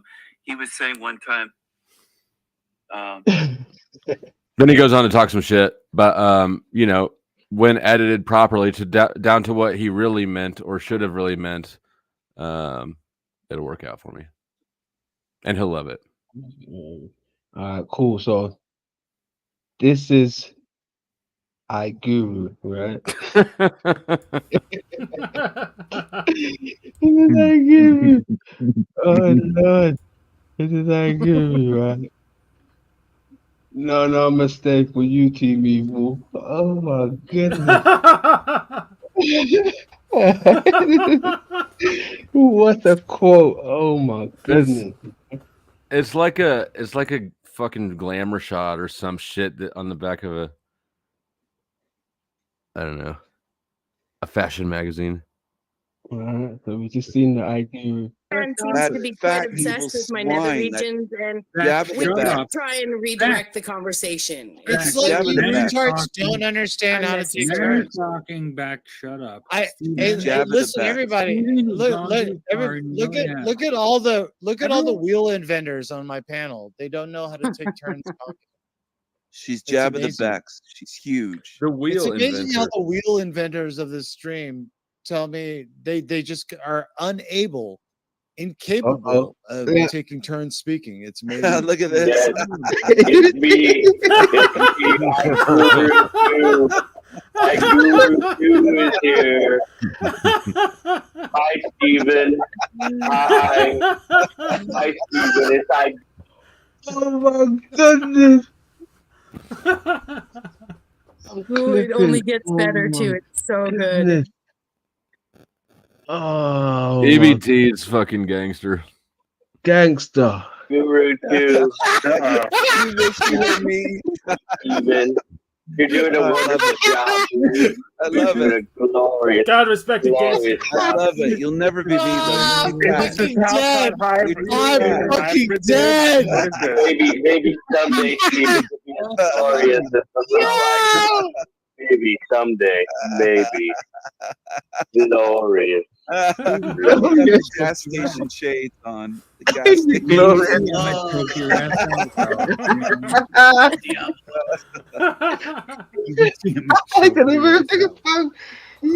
And he's got no muscle. Look at that arm; it's just fat.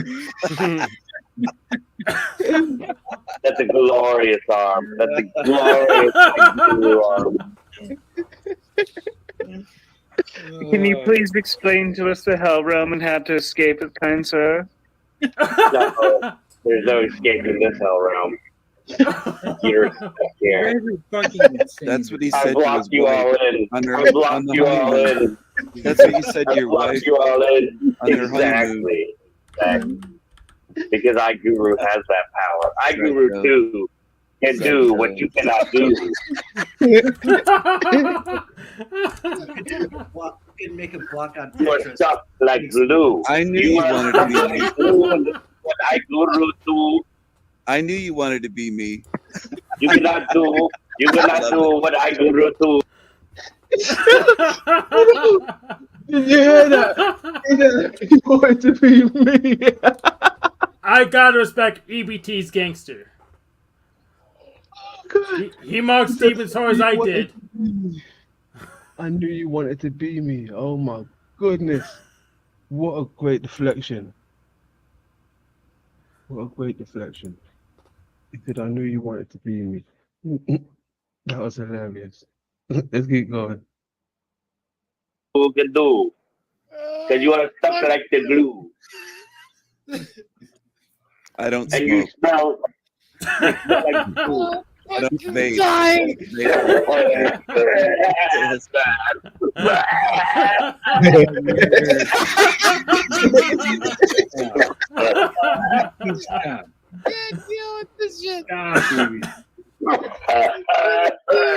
All right, I no longer respect you. Come on. Get out of that shit. It's fucking gay.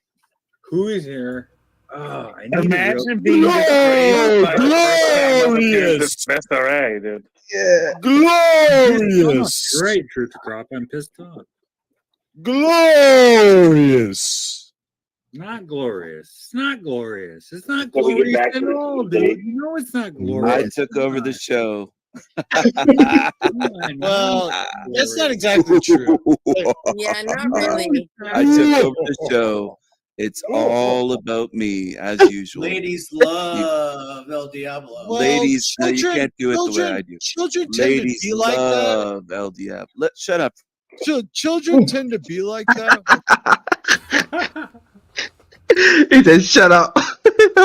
They act like it's all about them, but it's okay, King Seaman. It's okay. About me. Ladies It's love. not. It's not about you, Steven. Stop. It's about me. Demon. It's very adorable. You should be grateful that I'm letting you be here. You're such a fucking coward on your channel. Right, You won't you're even right. let me be in the chat. Yep. You won't even let me be in the chat. You're such a coward. But He's afraid of being cucked. I'm gracious enough to let you be here. But you're too much of a coward to let me even exist in your chat. That's how insecure you are. So I don't know about you winning anything here, sir. They're both too much of cowards to let me in their chats. Steven is king. Steven is king. You're King Seaman. Say it. You're the Steven- seaman. You're the seaman hunter. That's what you are. Put me up there. Actually, you know what? EBT might have unblocked me. I retract that tentatively. You want to talk to Steven one on I'll one? break it down. I'll break it down as fast. You want as to talk to Steven one on one? Yeah, do it. You know what I can do. Do it. You know it's you like it's like a You mental already know patient. what I can do. Do it. It's like a mental patient. You Do want it. to be okay. We'll do That's it all one you on have. one. Okay. That's all you Bex, have. relax. Truth or Cop, relax. Ooh, EBT, we'll look be at right back. There it is. Jafrique will be right back. Snafu will be right back. Okay, just relax. Bye, Officer Snaps. What are we talking about here? Are you in love with Fat Bex? Are you a Pollock? Oh, shit. He's infatuated with Bex. Oh Did you my! hear that? King Steven's so jealous. He's so jealous. Jealous. It's hilarious. And he claims he has a harem, but he has no one else to pick from. Isn't that interesting?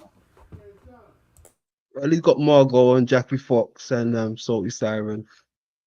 You know, that's interesting, though. He's on to Beck. Listen, You better be careful, Hank, or I'll sell No. you into his harem. Ladies love El Diablo. Why are you hanging out on a faggy channel like this? You're on a faggy channel with no women. It's all losers over here. What are you doing? You think I got in Whoa, here? whoa, for whoa, women? whoa! Wait a You second. hang out with faggy losers. Whoa, whoa, whoa, whoa! Hold on a I second. mean, you might like at least give me a Wait a response. second. At least give me a You're retort. getting owned. Wait a second. This is just pure My lies. channel rules. You have no ladies on your channel. Nobody cans on your channel because you're all ugly as You're a fuck. liar. Dude, It's Because you're all ladies. ugly as fuck. I'm No, we're convinced. awesome. We're awesome. Every hell You're realm, ugly, dude. hell realmer. Hold on, because you can't listen. Every hell But it's realm, never had a I'm chance. convinced every hell realmer are fucking disgusting looking. Is King Seaman over here not a perfect example of that? Did he run? He ran. He fucking left. What a bitch. Bye. See you later. Yeah, that's Nice. right. He comes back. I'm the hell runner. Okay. That's right. What a little bitch. He runs, dude. Bye. He's giving us a chance, so come on. Andy has everyone blocked. But this is the thing with old poor Steven. This is a win for him. He's going to It's a win. he's gonna make content about this. He's gonna go on. He's gonna go live tomorrow. No. He's gonna go live tomorrow for about 12 hours. Yeah. And Of say, course. And who's gonna watch it? look at. Oh wait, no, King Steven is back. Excuse me, my bad. It's me. I guru say, Steven, be in a hell realm. EBT, But there is no captain at his helm. You see what I'm saying? You see what I guru say to you? Thank you for guruing us more time, King Hey, Steven. EBT, can you do a no neck Bex feminist? Can you try that one? No neck Bex feminist? Fuck off, dude. Let me talk.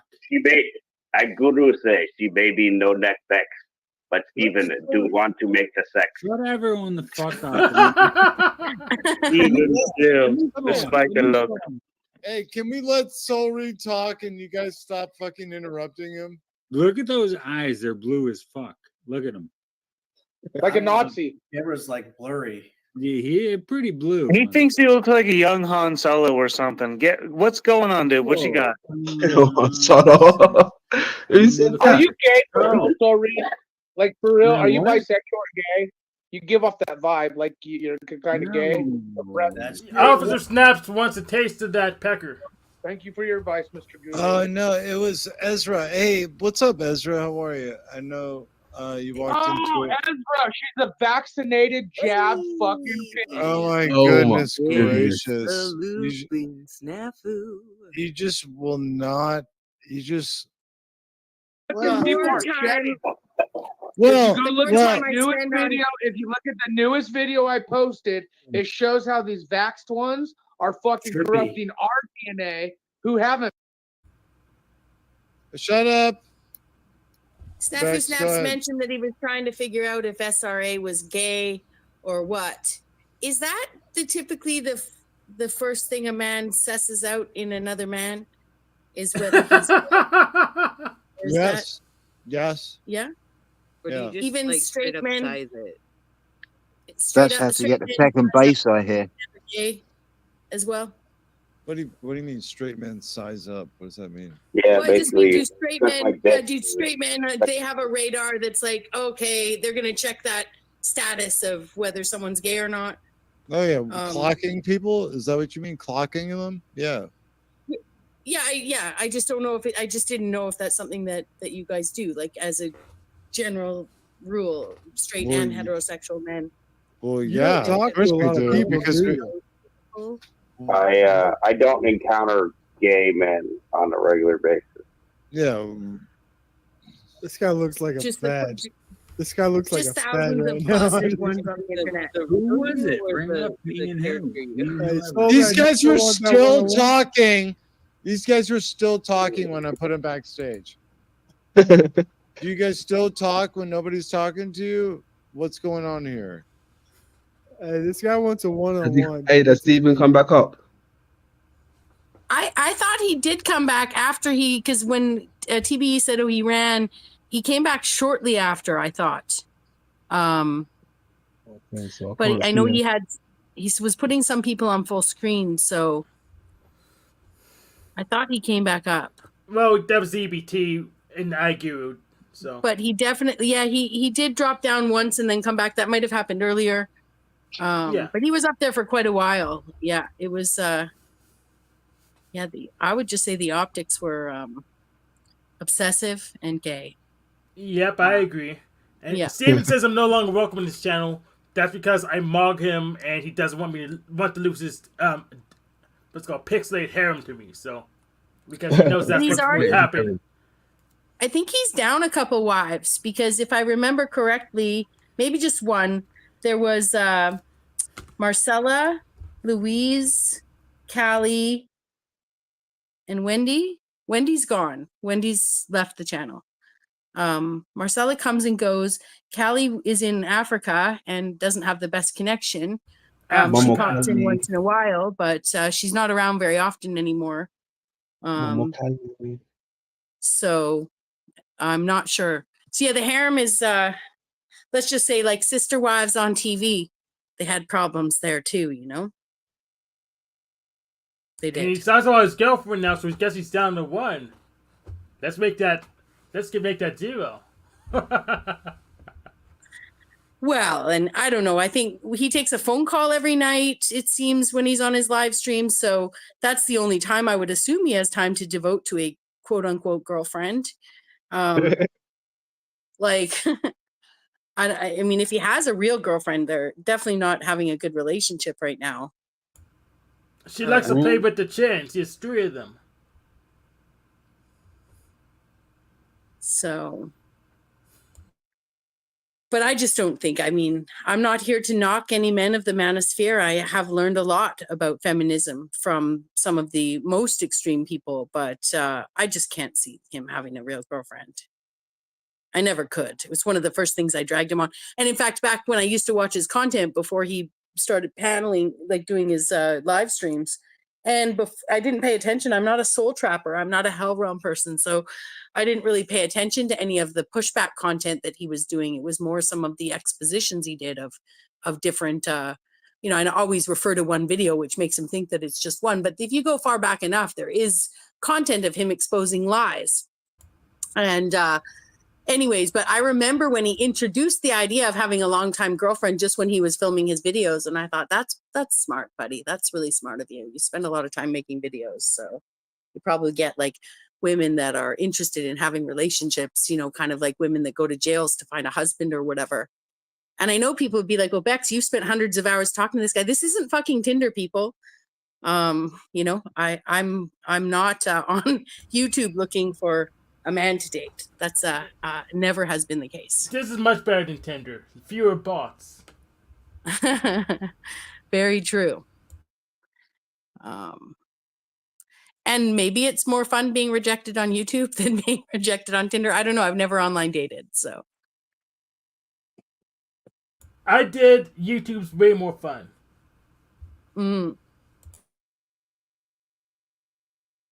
He seems to hold you close, Bex. I don't know what you did. But, hilarious. Well, Stephen and I have never spoken behind the scenes. We've shared a few emails back and forth, usually of clips or whatever, but I've never had a conversation with Stephen that wasn't public. Yeah. Anyways, it made for good content when the conversations were good, and the conflict content has been even better. So I do my best to, he's running around saying, oh, I'm filling pages of chat rooms about him and stuff. The most I've talked about him since the last, flip was in Flo's chat yesterday, or TB's the night before. I really don't have much to say about the guy, but, you know, I kind of feel like I owe I'm an open book. People can ask me what they want, and, you know, they'll either believe me or disbelieve me, and that's just the way it is. So, you know what's crazy about the guy, right? He claims to not be a part of this community or panelverse, whatever, right? He goes to more channels than me. He does more lives than me. He's more frequent than me. He's got more numbers than me, right? He's a part of this panelverse more than myself, if anything. Same for me. And hi, Steve. Hi, Steve-O, team captain of Team Evo. I know you're gonna play this today or tomorrow. So hi, Steve-O. Hi, Steve-O's harem. I'm gonna take them all. Gotta catch them all. Catch 'em all. Yes, sir. Gotta catch 'em all. That's some hilarious shit. But yeah, he's definitely not the sharpest tool in the box. That one. It's wild. Wow, very wild. But I must admit, sometimes it's very entertaining. That's why you see him featuring in the weirdos experiments and shit. Let me see if it's gonna work now. Give me a second. In here, welcome to El Diablo Radio. Oh, see, that one's moving slow. It's moving slow on my end, so I won't even post that. I don't know what I like better, that cockroach song or the Seal Demon one, the Seal Demon chant. I think I prefer. They're both really good. I think I like the Seal Demon chant more. Yeah, it's just iconic with them. Yeah. But the cockroach song is fun. Hey Bex, what was your friend Yolanda doing up there? She made a mockery of herself going up there, especially cameraing up.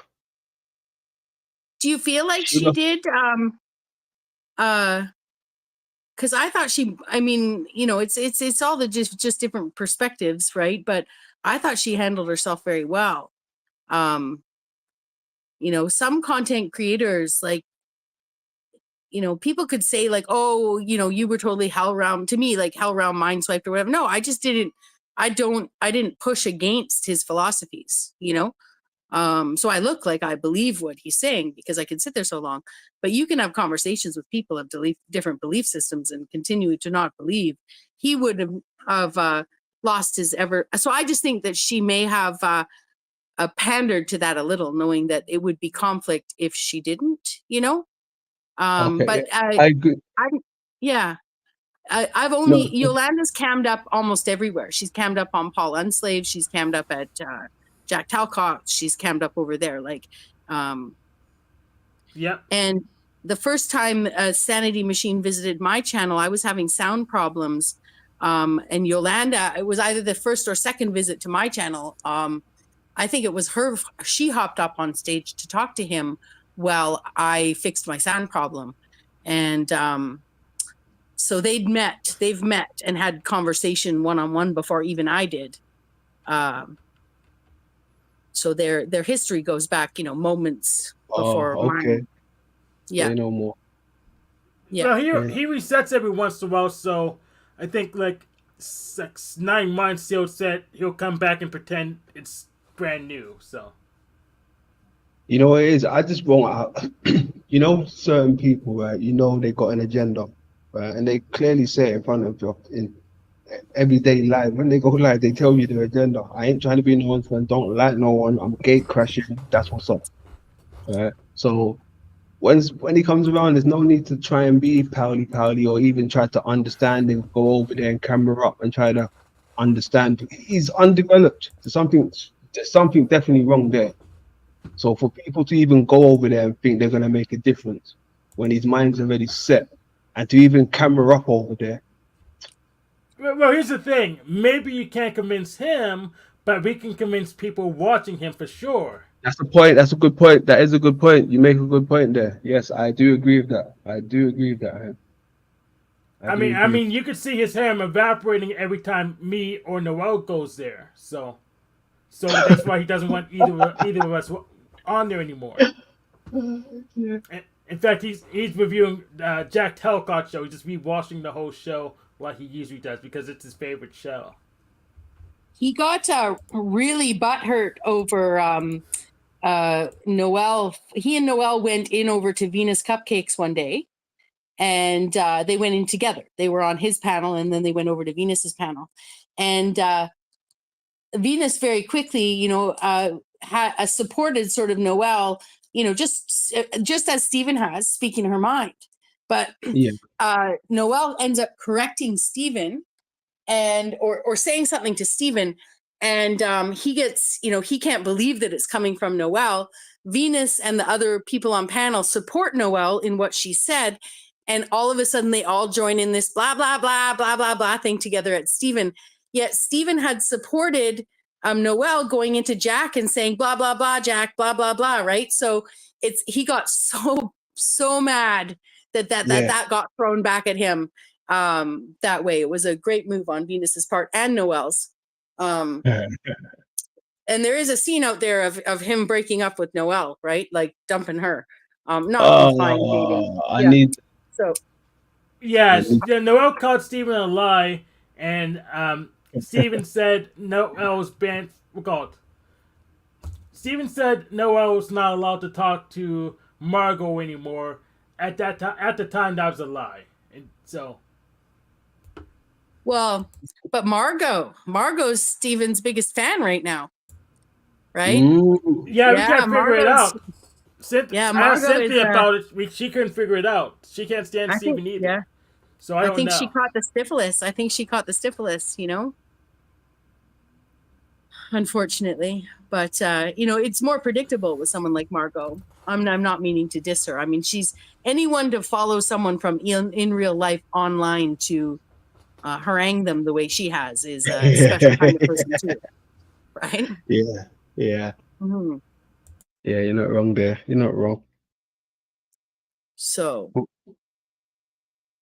Yeah, I just find it funny how people really give that time of the day, and even more so Jack sometimes. Even though he's a cool guy, but he gives them time of the day.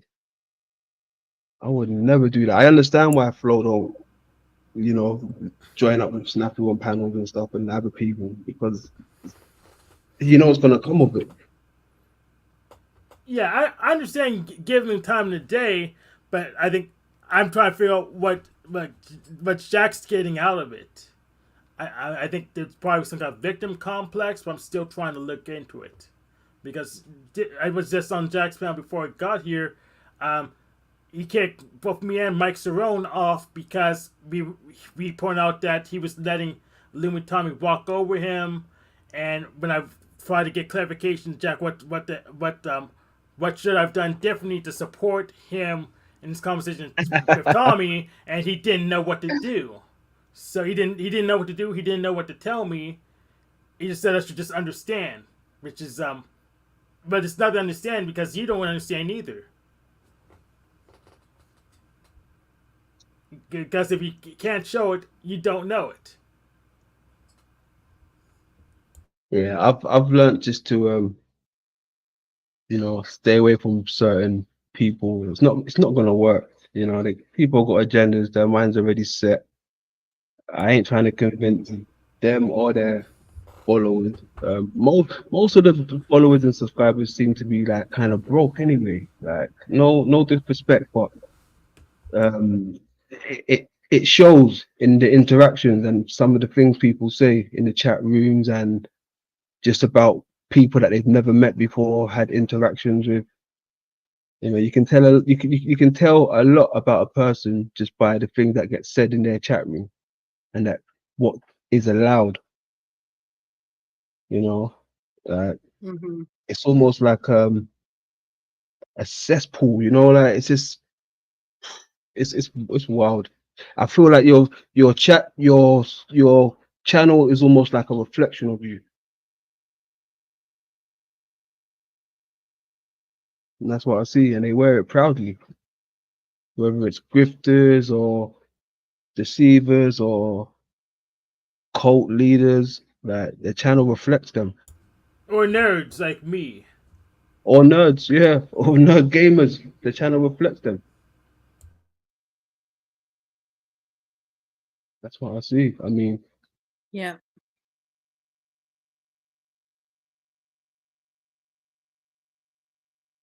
yeah, it's wild, man. I just hope people wake up rather sooner than later.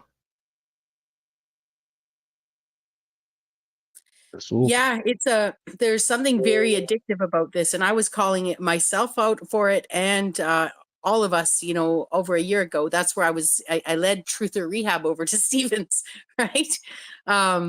watch videos instead of chatting in live streams, right? Like just as an exercise one of the times. And that's how he thought I initially was trolling him, because he'd had so many people come in as false. I call them false animators, right? Like uplifting.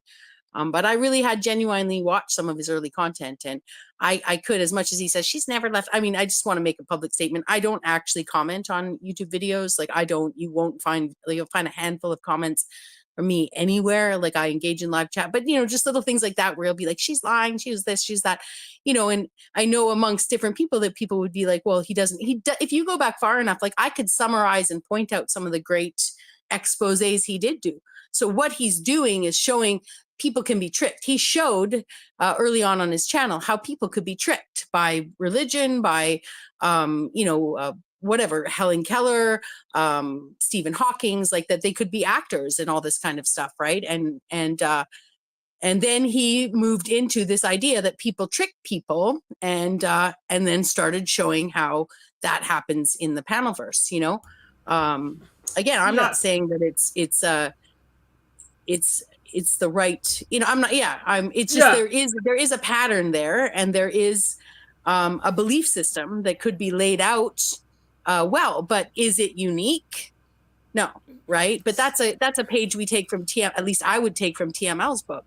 He's the one that has at least taught me how frameworks, indoctrinations, in anything we think is built on framework of other thoughts, right? Like as a culture, as a society, we need these things to hinge upon, right? So that's why I always thought it would be really neat to get some of all these guys together that don't get along at all, and show, if there was, if people could show what exactly it is that are the basis and the foundations of Stephen's model, as he calls it, right? Because there is foundation to it, but it's not unique. It's just, not unique. No, hold on, no, I'm not gonna let you carry on, because I've been asking for people to show me his work. So I want to see this foundation or this level. He doesn't really have anything original. So here's King Stephen's big issue. He got into showing the trickery, then he thought he was slick and thought he could trick everyone himself.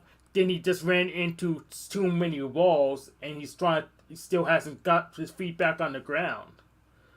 So I like Jack Talcott show because he does get people who disagree together, and before we can watch their interactions, at least for a little bit.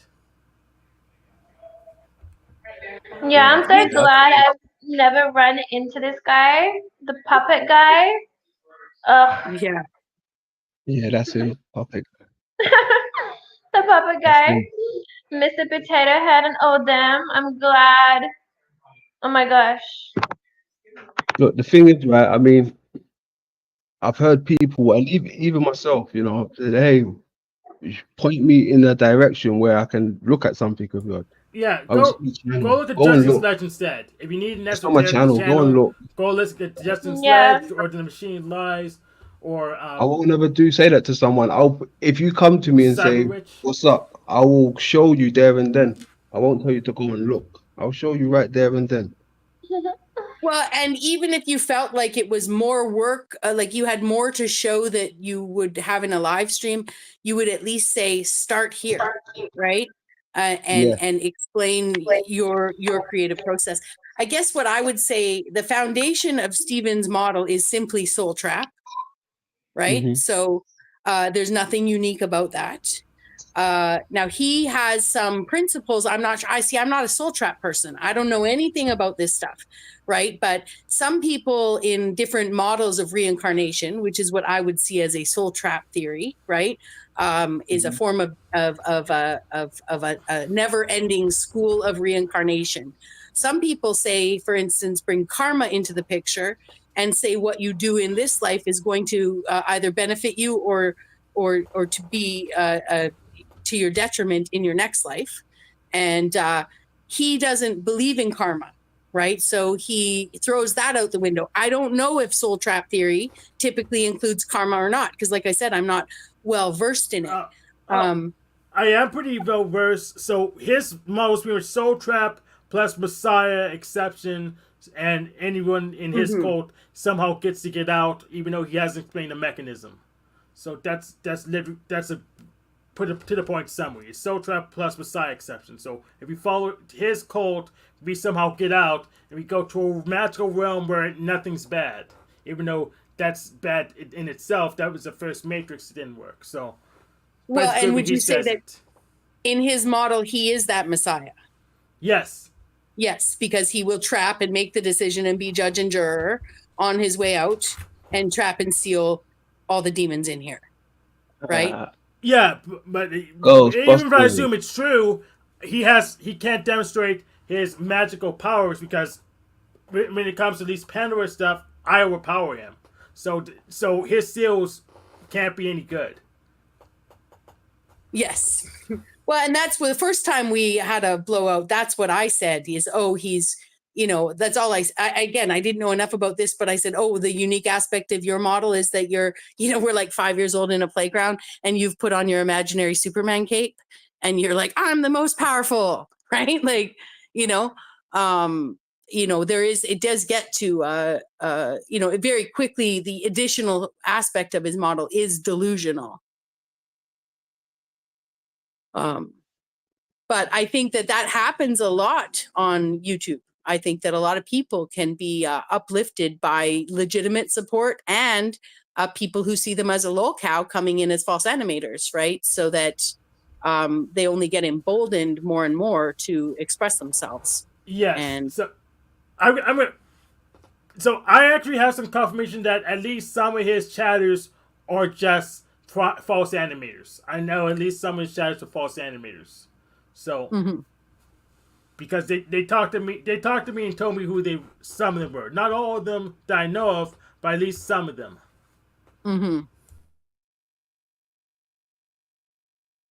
Yeah. But he's got it bad. I'm just saying, as someone who had it bad, right? Which London saw. It was the first time he could talk to me. Was you're far from home, get to bed, right? Like, take care of yourself. One of the benefits of having some of this conflict happen and, and not being emotionally prepared for it at the time that it was going on, but then coming back, and kind of embracing it, was finding better balance in my life. And, do I slip up? Have I done 23 hours with people? Yes. You know what I mean? Like, I'm not innocent to enjoying or getting something out of this that is not necessarily good for me. But the compulsion. But I also know that I've managed that compulsion very well. And he has no self-control on that front. I mean, I don't think that to fall asleep on panel as often as he does, like, it's really unwell. Yeah. But I would say anyone who live streams daily and has done for years is doing themselves a disservice, right? Because were they to try to stop, they would see the problem they have.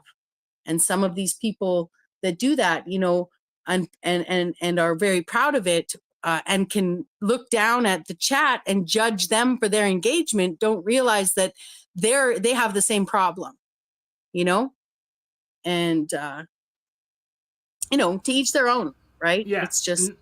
And I'm here for some of the conflict because I don't want to ever get that delusional. I can't trust myself in that state.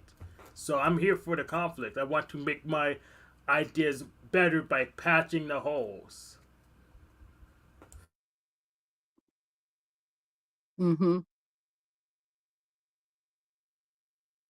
Where's Flo at? Yo, Flowstar. What's happening, Flowstar? Murder apes. Be right back, it says on his Genius Murder Apes. That's probably code for getting some more D-Rocks. What are D-Rocks? D-Rocks. Oh, got it. Yeah. There you go. Hey, as a side note, I wanted to say something that call back all the way to the beginning of your live stream here, if you guys don't mind, talking about alternatives to flat and globe. And some of this concept of rising Earth, as you mentioned, as a new Mandela effect. Because we met over the concept of crater Earth, right? You and I. Yeah, boy, Crater Earth was good. Yeah, and I have a theory that maybe that we are living in a depression, a crater, like in a plane, in an infinite plane, and that the concept of, and that in it my theory, but we won't get into it. I actually think one person that I could discuss it with would be Archaics, as I've heard him talk about nonlinear time. But my point is that in the Great Depression, for instance, we may have been depressed into this state. I know people don't want to see it as recent as that, so it doesn't need to be then, but there's something to this Great Depression. And that if there is the idea of rising Earth, it could be that crater is going to raise up to the level again, and not be a depression in the infinite plane any longer. You mean energetically, like in a depression state energetically, like as a collective or individually? No, I think the crater itself she's talking about, the crater itself. I'm talking about the physical realm we're in, but it does all of those things, we could go with the everything is everything kind of thing, or the connection we have to that realm, and the spirituality of it affects us on an individual basis as well. Yeah, that's a really good point. Damn. Yeah, even in ball model, Rising Earth is canon. I think Nick Lucid has a video explaining it. So yeah, even in Spaceball model, Rising Earth is canon, and they say they get around Earth being just going bigger and exploding by saying space is changing, so it's the same relative size to everything else. So that.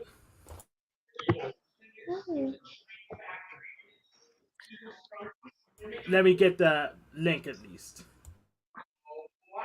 But I haven't watched your stuff like religiously or regularly, London, but when I do pop in and to see what you're working on and some of the stuff that you bring to the table, there's been there was times, actually I can't remember who it was, I think it might have been Alki that shared some images from a book with you like almost 4 or 5 months ago now, that I ended up having a friend help me seek out and find and download, because I think that there's actually quite a bit of stuff in there that sort of supports some of the theories I have. And I've enjoyed where some of your more serious research, so the direction you've gone in, back before all of this lol cow drama stuff, there was some really good conversations being had, even if people like, actually, Bex, you were always a lol cow. Okay, that's fine, friends, it's fine. No, that's facts, because I've always said, when it was time to build, when I open up shop, right, you always came with new ideas. Sometimes you did go on a little bit and you realize that you was going off topic, and then you bring yourself back, but you always came to build. You always had inputs, and that's what I liked. And I like that, as much as some people have criticized, and I even did the boot to the eyeball earth, emojis when, that I do understand, it's kind of like in that Paul Knight-esque way that, that expanding of an imagination, why do only children get to have their imaginations, right? So why wouldn't we, as we contemplate where we are and what's going on here, why wouldn't we take some exercises to the extreme, to expand our imaginations? That's what it's about. Exactly. Do you think that like with resets or like with upgrades, that I like to say upgrading, Credo would be different to what we perceive it to be now within this current state that we're in? So do you mean like that, with the next reset, would things be different and better? Is that? Yeah, sort of, or different. I don't know better, because what do we know? Do you know what I mean? Like, what's better, what's worse? But I guess with different resets, would it be like, do you believe in like time layers? Because I'm big on time layers. I actually believe that death and birth are relatively new to us as a species, and I would say under 120 years. And that anything we see in linear time up until the wars and the Great Depression was actually eternity. That we now, because we're in a life and death scenario, Yeah. we couldn't cognate, we couldn't comprehend. So in fact, I actually think that all the resets that we've seen it put in lines behind us happened at the same time, right? It's just that if you were to take this central realm that we're in now and say that's our sun, that's our world, that is like this crater we're in now, and we drew concentric circles all the way out from it, all the way out to under Mars, under Jupiter, like just assuming there's a plane out there, I don't care what it's made of, right? Yeah. Then time as it's experienced at the outer circle. So we don't even have to go that far out, right? Let's just say the closest you are to the center of this circle, time moves faster. And the further you move out from the center, time is longer. Like they tell us that, when in the globe model, in the planetary model, that, the circulation around the sun, blah, blah, blah. I know I'm going to lose people because they think I'm talking about a globe model, but I'm not. I'm trying to show that so if something happened here, and I think that we used to measure those distances as different. So an example would be like these stories in the Bible would be, oh, so and so was 8 years old when they married so and so, right? Well, that person who was 8 years old may have been 8 Jupiter years old. You know what I mean? Like, and then in this realm, they're actually 30. And I hope I'm not losing people with this concept. So I will talk. Yeah, I do talk in linear time because it's easier to. I was just talking to Yolanda actually about this morning. I don't like to argue that whether those resets were sequential or concurrent, because it's a divisive. It's divisive to argue that, right? Like, you know what I mean? We're saying the same thing. We're just coming at it from different angles. So, but since you asked, to me, all resets happened at the same time. It's simultaneously happening. Yeah. Simultaneously in eternity. And as we tried to explain them, we had to put them in linear time, or we wouldn't comprehend the immortality we may have come from. It's too great a loss. It would be too great a loss, I think. And that's where but again, this is just theories, and I say I believe it, but I think it. I like to think it. It gives me faith to think it. I'm happy to be proven wrong at the end of time, and I may not believe it 3 months from now. Someone may give me information that has me readjust my whole understanding. Yeah. But that was dope. But I think Not Know, actually, when I see Not Know's comments, that I think actually Not Know and I have some very similar comprehension of a time before now. I don't know if they think in a sort of eternal sense, but that idea, yeah. And I think that's where our sexual immaturity comes from, like as a species, Well, I just think that we're at a stage of adolescence where, everybody wants to like stand up and scream, this is what I do, right? And this is who I do it with. And this is what I want to be, when we're talking about, people would say the rainbow agenda or whatever. It's not just them though, right? So, and I think that is a manifestation of this concept of maybe even the binary being relatively new. Yeah, but like it's satanic as fuck though, right? It kind of depends on, again, what you mean by satanic.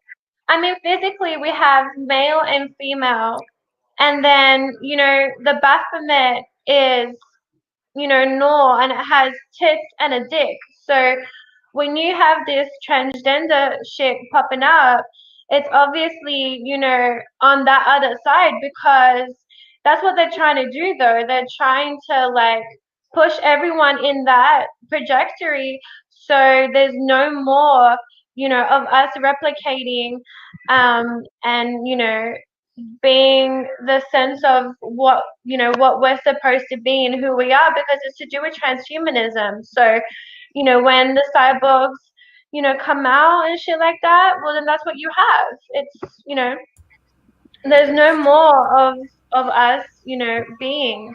I know And a book you would like, Eternal. The what? Revolutionary Phenotype by J.F. Gariepi. You would like that book. Oh yeah. Oh, can you put that in the private chat for me? Affirmative. Let me get that. Yeah, that's dope. Well, I'll definitely check that out. Thank you, by the way.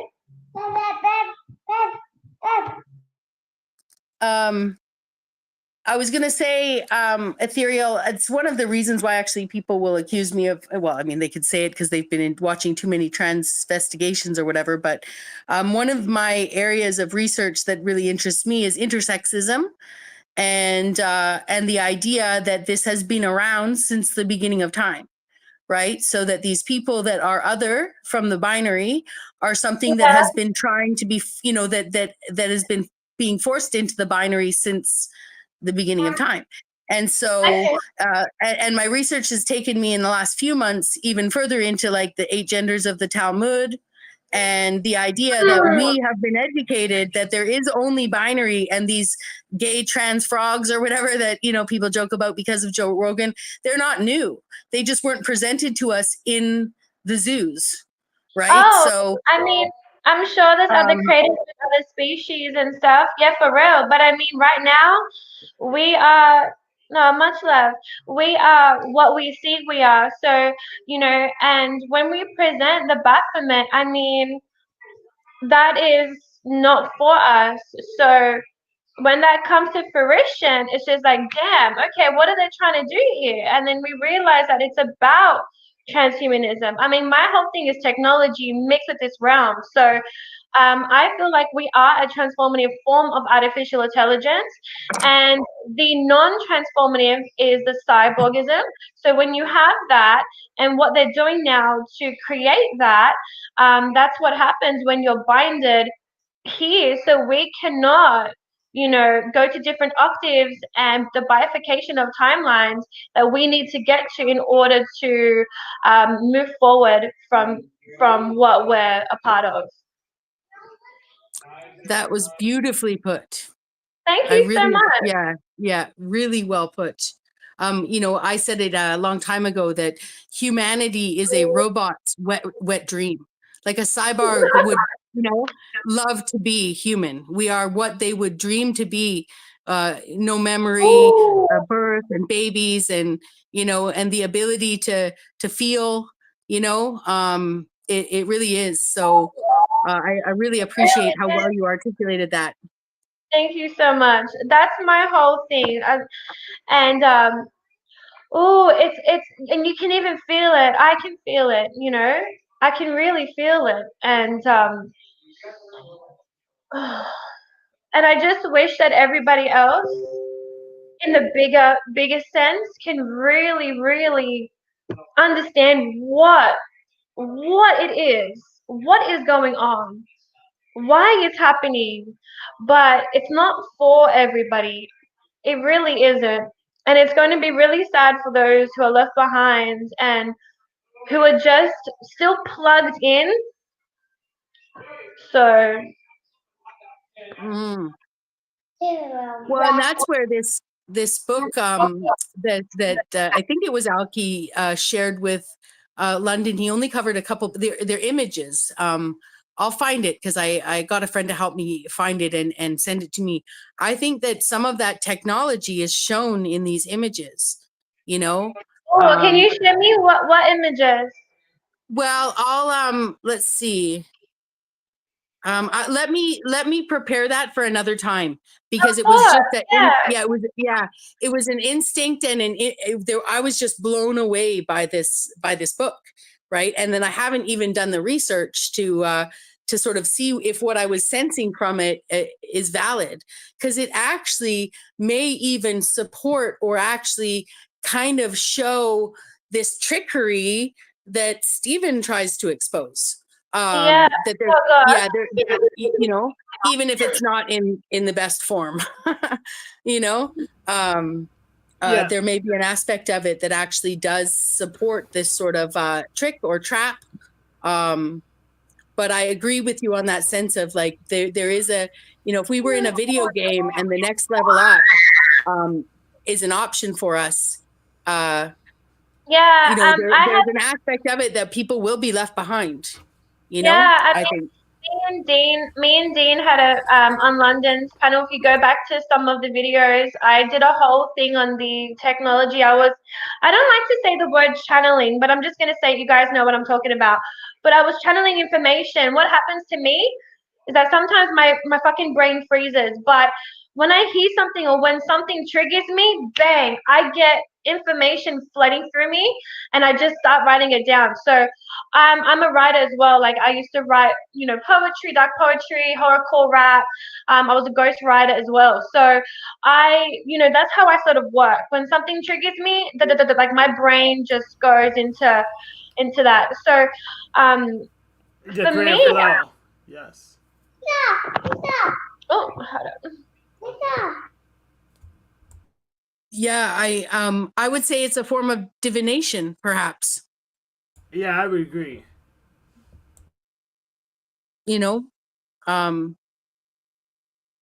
I had a theory a long time ago that actually one of the things that happens with us with this technology is it actually connects us and allows us, especially YouTube, for instance, to access each other's, you know, information, not in any kind of grapey way, but that when you watch a lot of a content creators, when you watch, you know, a lot of one content creator say, and I used to do that. I used to binge watch content creators when I first came onto YouTube to sort of understand what they were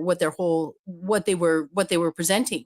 And I felt like I would get in touch and in tune with them on a spiritual level, right? To the point where one time I remember thinking to Michelle Gibson, Michelle, you got to look at the time between 1492 and 1942. I thought it.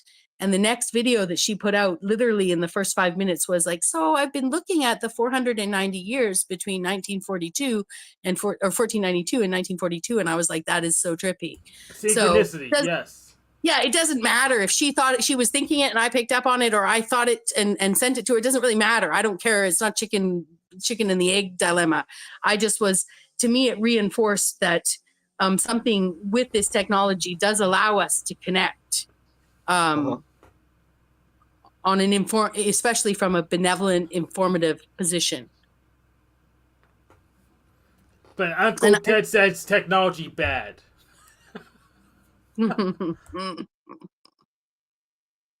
What did he say? Technology is bad. Is that what he said? Yeah, Ted just said technology is bad, even though he used it. He used technology to say technology was bad. So, but that's my issue with some of these truthers. They can't show their work. They tell me to just have faith in them. I prefer that they just show their work. If you can demonstrate it, great. But they just say, well, they accuse other people of hiding stuff, and they can't just show the stuff or recreate it or just demonstrate it. They just say they just make excuses. I could take some excuses, but once you tell me to just once you go so far, I can't believe you.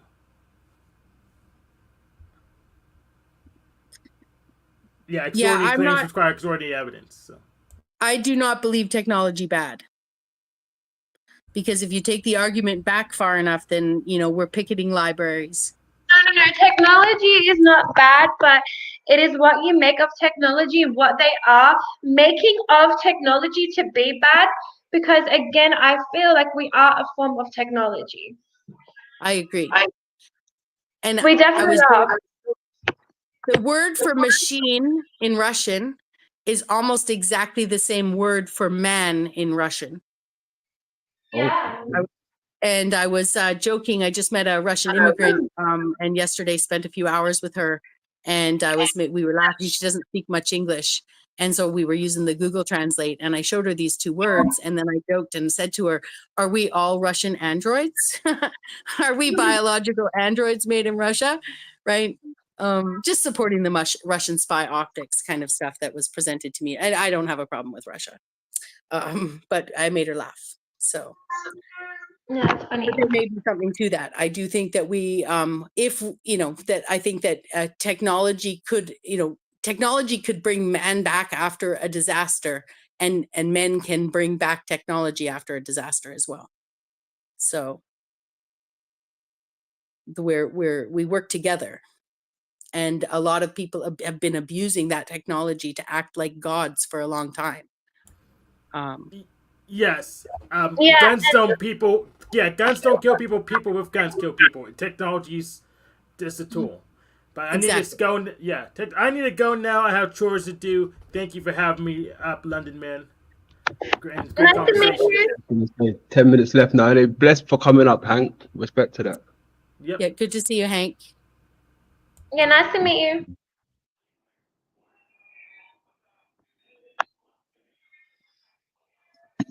Well, it's a treat to be here with you guys.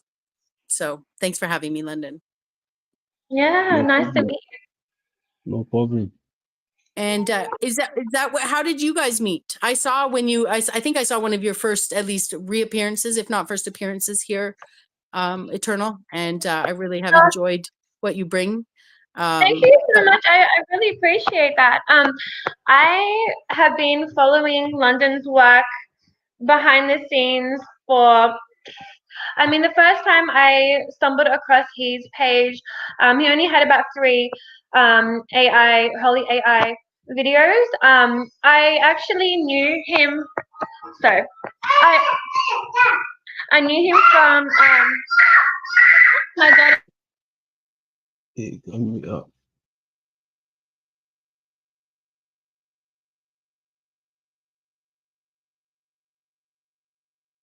Oops. Well, while we were listening to children in the background, I do apologize, London, for calling your children sound bites. For what it's Apology worth. accepted. Apology Thank you. accepted. Yeah, accepted. But I mean, on a macro level, it's not even just me. The apology really should be going to few of my well, I mean, you know your wrongs and your rights anyway. I'm pretty sure you're aware of that. But oh, it's back. There you go. Yeah, so I've been fucking with Godjev and his creator work since he was only like 30.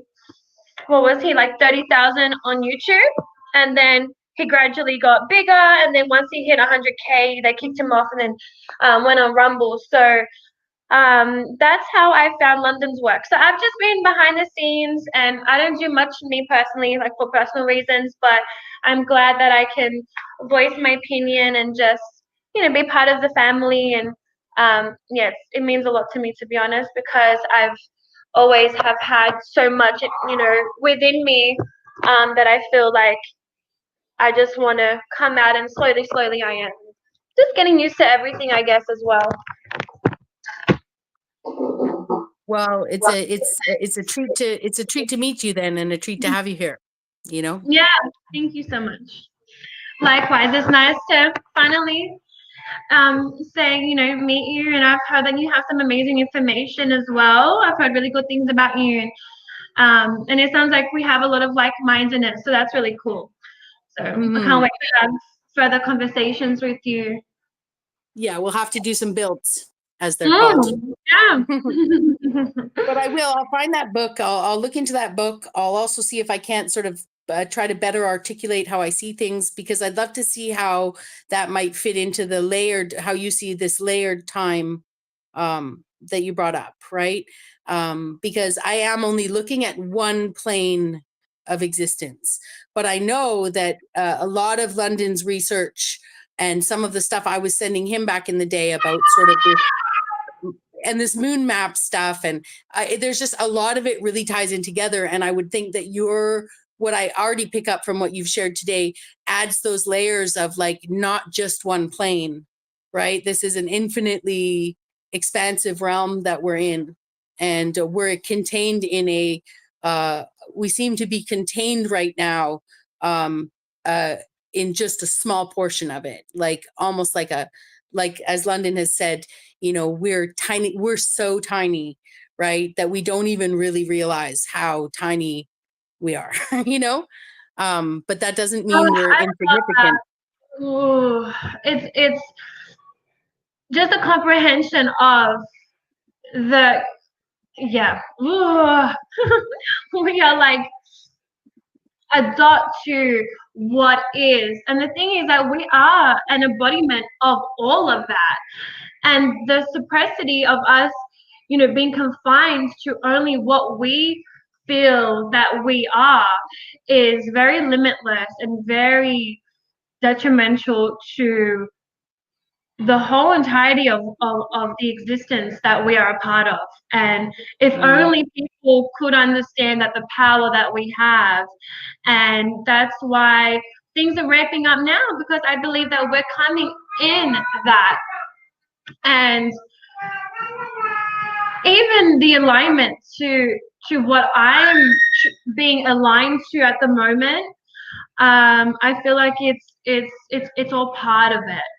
It's all part of, quote unquote, a form of ascension, and not ascension in a way that people think, but in a different term of ascension. I think it's a transformative type of AI, and that's why they're binding people right now. You think that's more of like no free will, it just happens? Mm.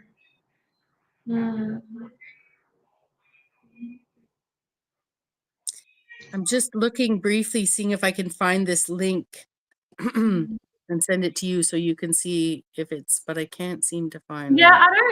Free will. Like, it's true. Like, what is that? Like, why do we even feel like that is even an option? I really don't think that we do have a free will. I mean, why would we? I think the free will has more to do with the a choice to live by live in a sense that extends your life, so by virtues and nobilities, or to participate in a more hedonistic lifestyle, and ergo the 7 quote unquote deadly sins, but because of the religiosity, people don't comprehend it's the deadly part of it, right? It's the part that will corrode you. Now, on that same note, though, to not get too into good and evil, both sharpen each other, right? So just the idea of some of the atrocities that we think have occurred in this world actually can shock people to being more virtuous inside themselves, right? So in essence, it comes down to the free volition. Which direction do you fly in? Which direction do you choose to abide by?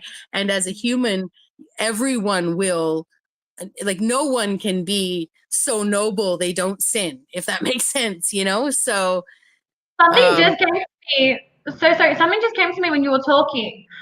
And what if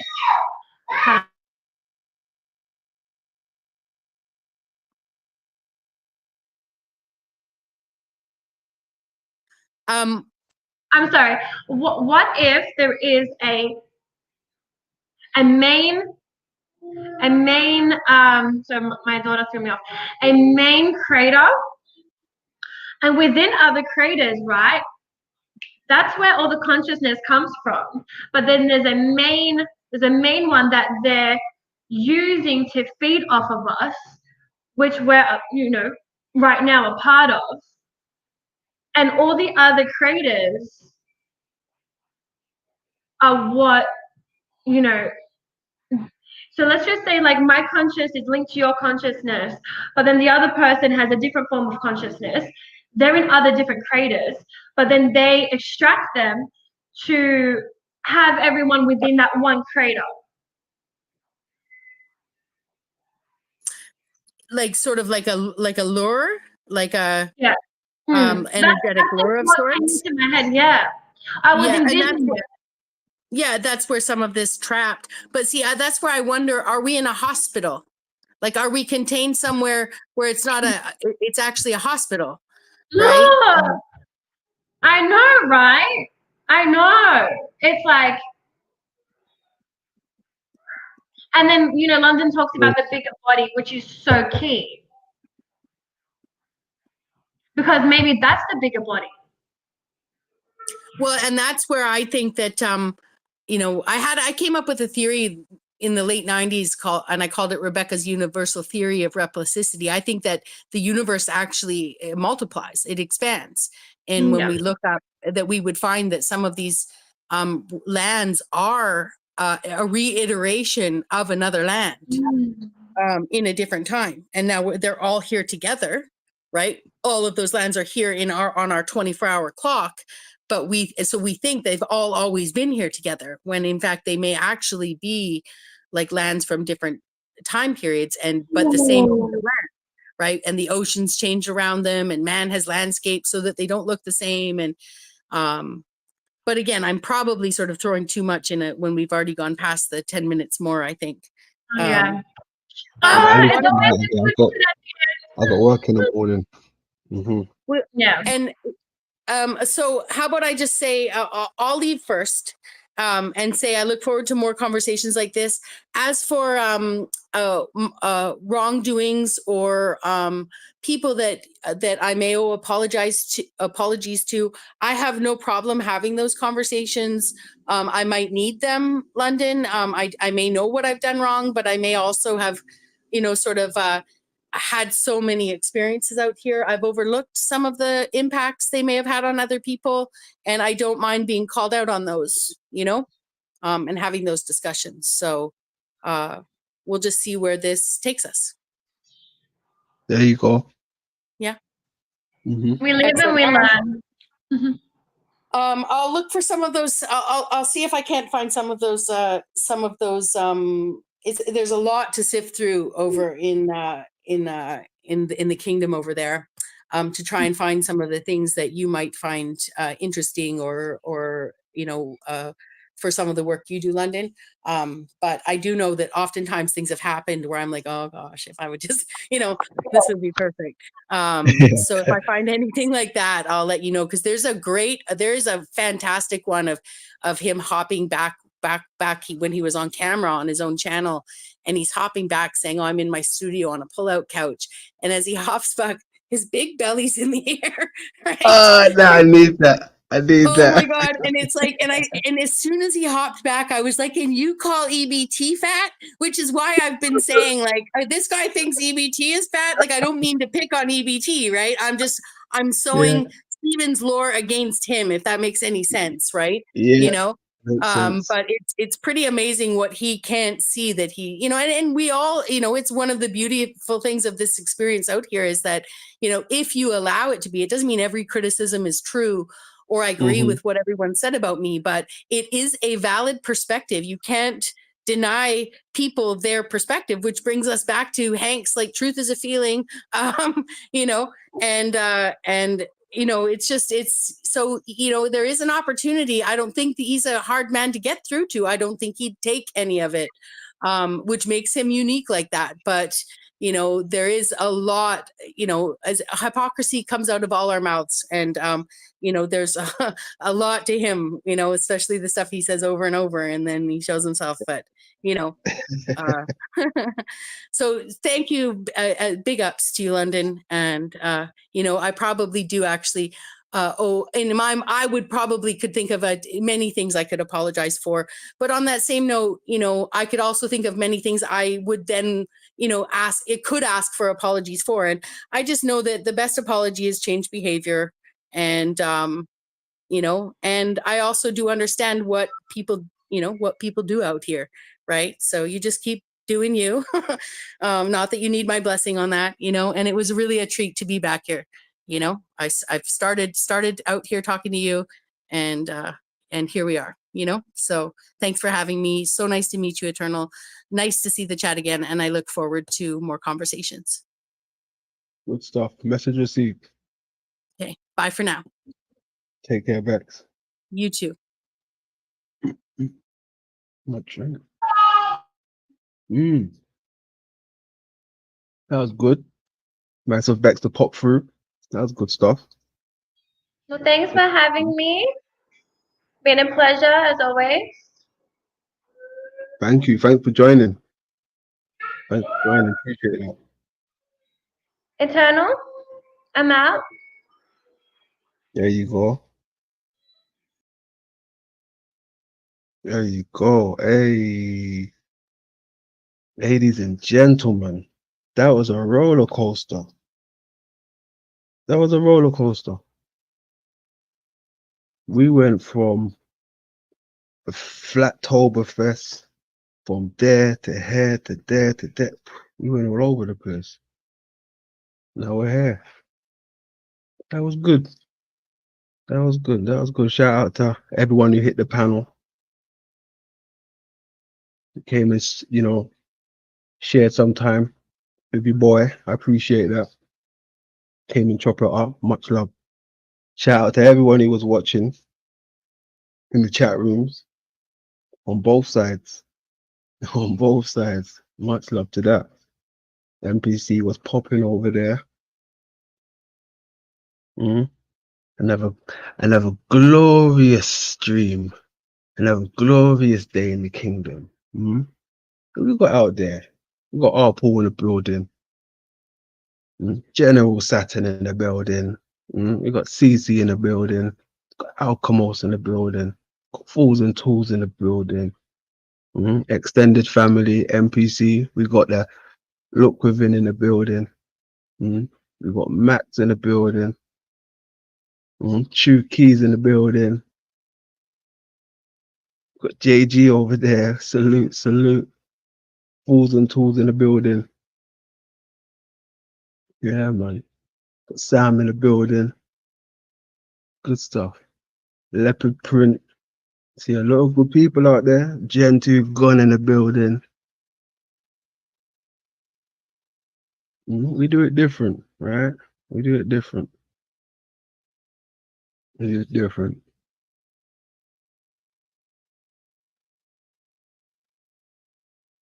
Yeah, man. Salutes to being different. Salutes to being different.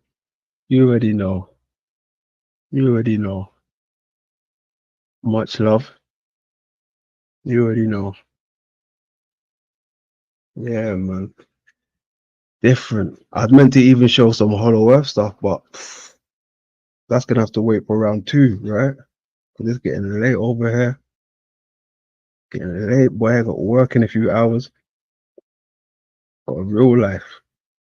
Responsibilities and shit.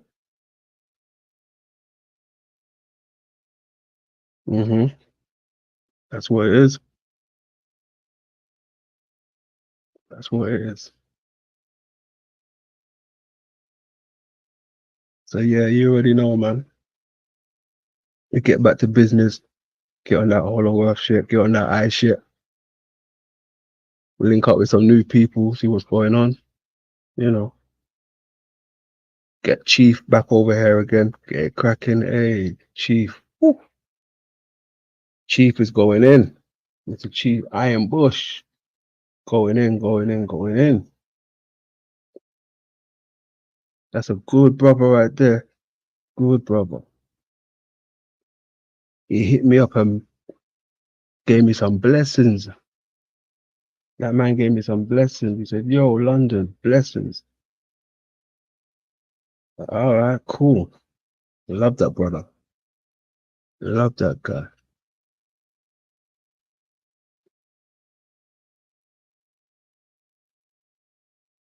So yeah, you already know, man. Look after yourself. Love over war. Lay low.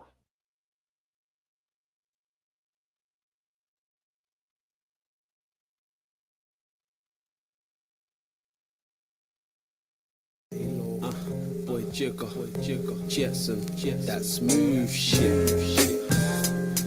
Where, oh, see. As we get into this, set you straight, storytelling time, yeah, lay low, baby. Waking up about 2:45, missed call on my phone, withheld the ID. Is this my bitch? It just can't be. Her voice is soft like pink candy. Got couple rap flows, they be coming in handy. I politic with this girl called Mandy.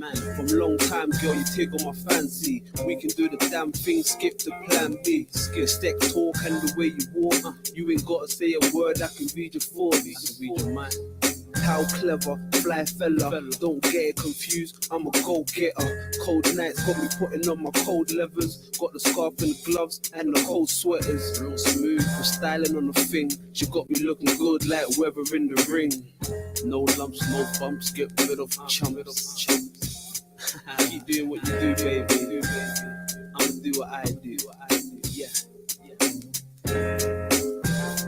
In the meantime, tween time. It reoccurs as I open my eyes. Got the summer bunny looking good, working the vibe. Got my eyes on the slim chick, passing the time. I was trying to do me, she was throwing me signs, I'm blind.